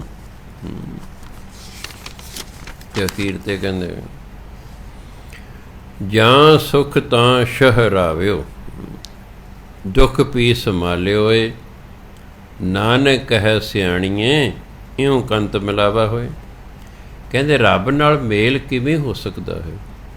ਕਹਿ ਜਾਂ ਸੁਖ, ਜਦੋਂ ਤੁਸੀਂ ਸੁਖੀ ਹੋ, ਸ਼ਹਰਾਵਿਓ ਉਦੋਂ ਪਰਮਾਤਮਾ ਦਾ ਸਿਮਰਨ ਕਰਨਾ। ਦੁੱਖ ਵੀ ਸੰਭਾਲਿਓ ਏ, ਜੇ ਦੁੱਖ ਹੈ ਤਾਂ ਵੀ ਯਾਦ ਕਰਨਾ। ਇਹ ਨਹੀਂ ਮੈਂ ਤਾਂ ਜੀ ਪਾਠ ਕਰਦਾ ਸੀ, ਮੈਂ ਤਾਂ ਸਿਮਰਨ ਕਰਦਾ ਸੀ, ਮੈਂ ਤਾਂ ਜੀ ਸੇਵਾ ਕਰਦਾ ਸੀ, ਮੈਂ ਕਿਉਂ ਬਿਮਾਰ ਹੋ ਗਿਆ ਜੀ, ਮੈਨੂੰ ਕਿਉਂ ਦੁੱਖ ਹੈ ਜੀ, ਇਹ ਨਹੀਂ ਕਹਿਣਾ। ਕਿਉਂਕਿ ਦੁੱਖ ਸੁੱਖ ਉਹਦੇ ਹੁਕਮ ਨਾਲ ਆ ਰਹੇ ਹਨ। ਜੇ ਸੁੱਖ ਹੈ ਤਾਂ ਵੀ ਉਹਨੂੰ ਯਾਦ ਕਰਨਾ, ਦੁੱਖ ਹੈ ਤਾਂ ਵੀ ਉਹਨੂੰ ਯਾਦ ਕਰਨਾ, ਤਾਂ ਉਹਦੇ ਨਾਲ ਮੇਲ ਹੋ ਸਕਦਾ ਹੈ। ਉਹ ਕਹਿੰਦੇ ਤੂੰ ਦੁਖੀ ਹੋਣਾ, ਇਹਦੇ ਬਾਅਦ ਤੂੰ ਮੇਰੀ ਰਜ਼ਾ 'ਚ ਨਹੀਂ ਹੈਗਾ, ਤੂੰ ਮੇਰੀ ਰਜ਼ਾ 'ਚ ਨਹੀਂ। ਦੁੱਖ ਮੇਰੇ ਹੁਕਮ ਨਾਲ ਤੈਨੂੰ ਆ ਰਹੇ ਨੇ, ਸੁੱਖ ਵੀ ਮੇਰੇ ਹੁਕਮ ਨਾਲ ਆ ਰਹੇ ਨੇ। ਜੇ ਤੂੰ ਸੁੱਖ ਦੇ ਵਿੱਚ ਖੁਸ਼ ਹੈ, ਫਿਰ ਦੁੱਖ 'ਚ ਵੀ ਇਕਸਾਰ ਰਹਿ ਵੀ ਇਹ ਉਹਦੀ ਰਜ਼ਾ ਹੈ। ਜਿੰਨਾ ਸਮਾਂ ਉਹਨੇ ਦੁੱਖ ਲਿਖਿਆ ਹੈ ਭੋਗ ਲੈਣਾ ਹੈ। ਕਹਿੰਦੇ ਸੁੱਖ ਦੇ ਵਿੱਚ ਵੀ ਰੱਬ ਯਾਦ ਕਰਨਾ, ਦੁੱਖ ਦੇ ਵਿੱਚ ਵੀ ਰੱਬ ਯਾਦ ਕਰਨਾ। ਕਹਿੰਦੇ ਰਾਤ ਕਾਰਨ ਧਨ ਸੰਚੀਐ, ਭਲਕੇ ਚੱਲਣ ਹੋਏ। ਰਾਤ ਕਾਰਨ ਵੀ ਥੋੜ੍ਹੇ ਜਿਹੇ ਸਮੇਂ ਲਈ, ਥੋੜ੍ਹਾ ਜਿਹਾ ਸਮਾਂ ਜਿਉਣਾ ਮਨੁੱਖ ਨੇ, ਅਤੇ ਧਨ ਇਕੱਠਾ ਕਰਨ 'ਤੇ ਲੱਗਾ ਰਹਿੰਦਾ। ਸਵੇਰ 'ਤੇ ਕਦੇ ਉੱਠ ਕੇ ਸੰਸਾਰ 'ਤੇ ਚਲੇ ਜਾਣਾ। ਜਿਵੇਂ ਉਹ ਜਿਹੜਾ ਦਰਿਆ ਦਾ ਨਾਮ ਹੈ ਮਾਰਕੰਡੇ ਰਿਸ਼ੀ ਹੋਇਆ। ਹਿੰਦੂਆਂ ਦੇ ਧਾਰਮਿਕ ਗ੍ਰੰਥਾਂ ਲਿਖਿਆ ਉਹਦੀ 10,000 ਸਾਲ ਉਮਰ ਸੀ। ਦੇਖੋ ਦਰਿਆ ਦੇ ਕੰਢੇ 'ਤੇ ਬੈਠਾ ਤਪੱਸਿਆ ਕਰ, ਸਿਰ 'ਤੇ ਤਿਲਕੇ ਰੱਖੇ ਹੋਏ ਤੀਲੇ। ਜੇ ਕਿਸੇ ਰਿਸ਼ੀ ਜੀ ਕੋਈ ਝੌਂਪੜੀ ਪਾ ਲਓ, ਕਹਿੰਦੇ ਕੱਲ੍ਹ ਨੂੰ ਮਾਰੀ ਜਾਣਾ, ਝੌਂਪੜੀ ਪਾ ਕੇ ਕੀ ਕਰਨੀ। 10,000 ਸਾਲ ਬਿਨਾਂ ਕੋਈ ਝੌਂਪੜੀ ਪਾਏ ਹੋਏ ਗੁਜ਼ਾਰਤੇ, ਕੋਈ ਸਵੇਰੇ 'ਤੇ ਮਾਰੀ ਜਾਣਾ, ਝੌਂਪੜੀ ਪਾ ਕੇ ਕੀ ਕਰਨੀ। ਕਹਿੰਦੇ ਇੱਥੇ ਇੱਕ ਰਾਤ ਰਹਿਣਾ ਅਤੇ ਧਨ ਇਕੱਠਾ ਕਰਨ 'ਤੇ ਲੱਗਾ, ਸਵੇਰੇ ਉੱਠ ਕੇ ਤੇ ਤੁਰ ਜਾਣਾ। ਫਿਰ ਨਾਨਕ ਨਾਲ ਨਾ ਚੱਲੀ, ਜਦੋਂ ਫਿਰ ਇੱਥੋਂ ਜਾਣਾ ਧਨ ਨੇ ਨਾਲ ਨਹੀਂ ਜਾਣਾ। ਫਿਰ ਪਛਤਾਵਾ ਹੋਏ, ਫਿਰ ਪਛਤਾਵਾ ਗਿਆ ਵੀ ਉਹ ਸਾਰੀ ਉਮਰ ਧਨ ਹੀ ਇਕੱਠਾ ਕਰਦੇ ਰਹੇ, ਭਜਨ ਬੰਦਗੀ ਤਾਂ ਕੀਤੀ ਨਹੀਂ, ਅਤੇ ਇਹ ਤਾਂ ਨਾਲ ਵੀ ਨਹੀਂ ਚੱਲਿਆ। ਇਹ ਤਾਂ ਰਹਿ ਵੀ ਇੱਥੇ ਚੱਲੇ, ਨਾਲ ਵੀ ਚੱਲੇ, ਫਿਰ ਪਛਤਾਵਾ ਹੁੰਦਾ ਹੈ ਕਿ ਭਜਨ ਬੰਦਗੀ ਵੀ ਕਰ ਲੈਂਦੇ। ਇਸ ਲਈ ਸਿੱਖ ਨੂੰ ਹੁਕਮ ਹੈ ਉਹ ਧਨ ਵੀ ਕਮਾਉਣਾ ਹੈ ਤਾਂ ਜੋ ਤੂੰ ਆਪਣੇ ਪਰਿਵਾਰ ਨੂੰ ਪਾਲ ਸਕੇ, ਨਾਮ ਵੀ ਜਪਣਾ ਜਿਹੜਾ ਤੇਰੇ ਨਾਲ ਜਾਏਗਾ, ਲੋਕ ਪਰਲੋਕ ਤੇਰਾ ਸਹਾਈ ਹੋਏਗਾ। ਸੋ ਸਤਿਕਾਰਯੋਗ ਸਾਧ ਸੰਗਤ, ਸਮਾਂ ਕਾਫੀ ਹੋ ਗਿਆ। ਵਾਹਿਗੁਰੂ ਜੀ ਕਾ ਖਾਲਸਾ, ਵਾਹਿਗੁਰੂ ਜੀ ਕੀ ਫਤਿਹ।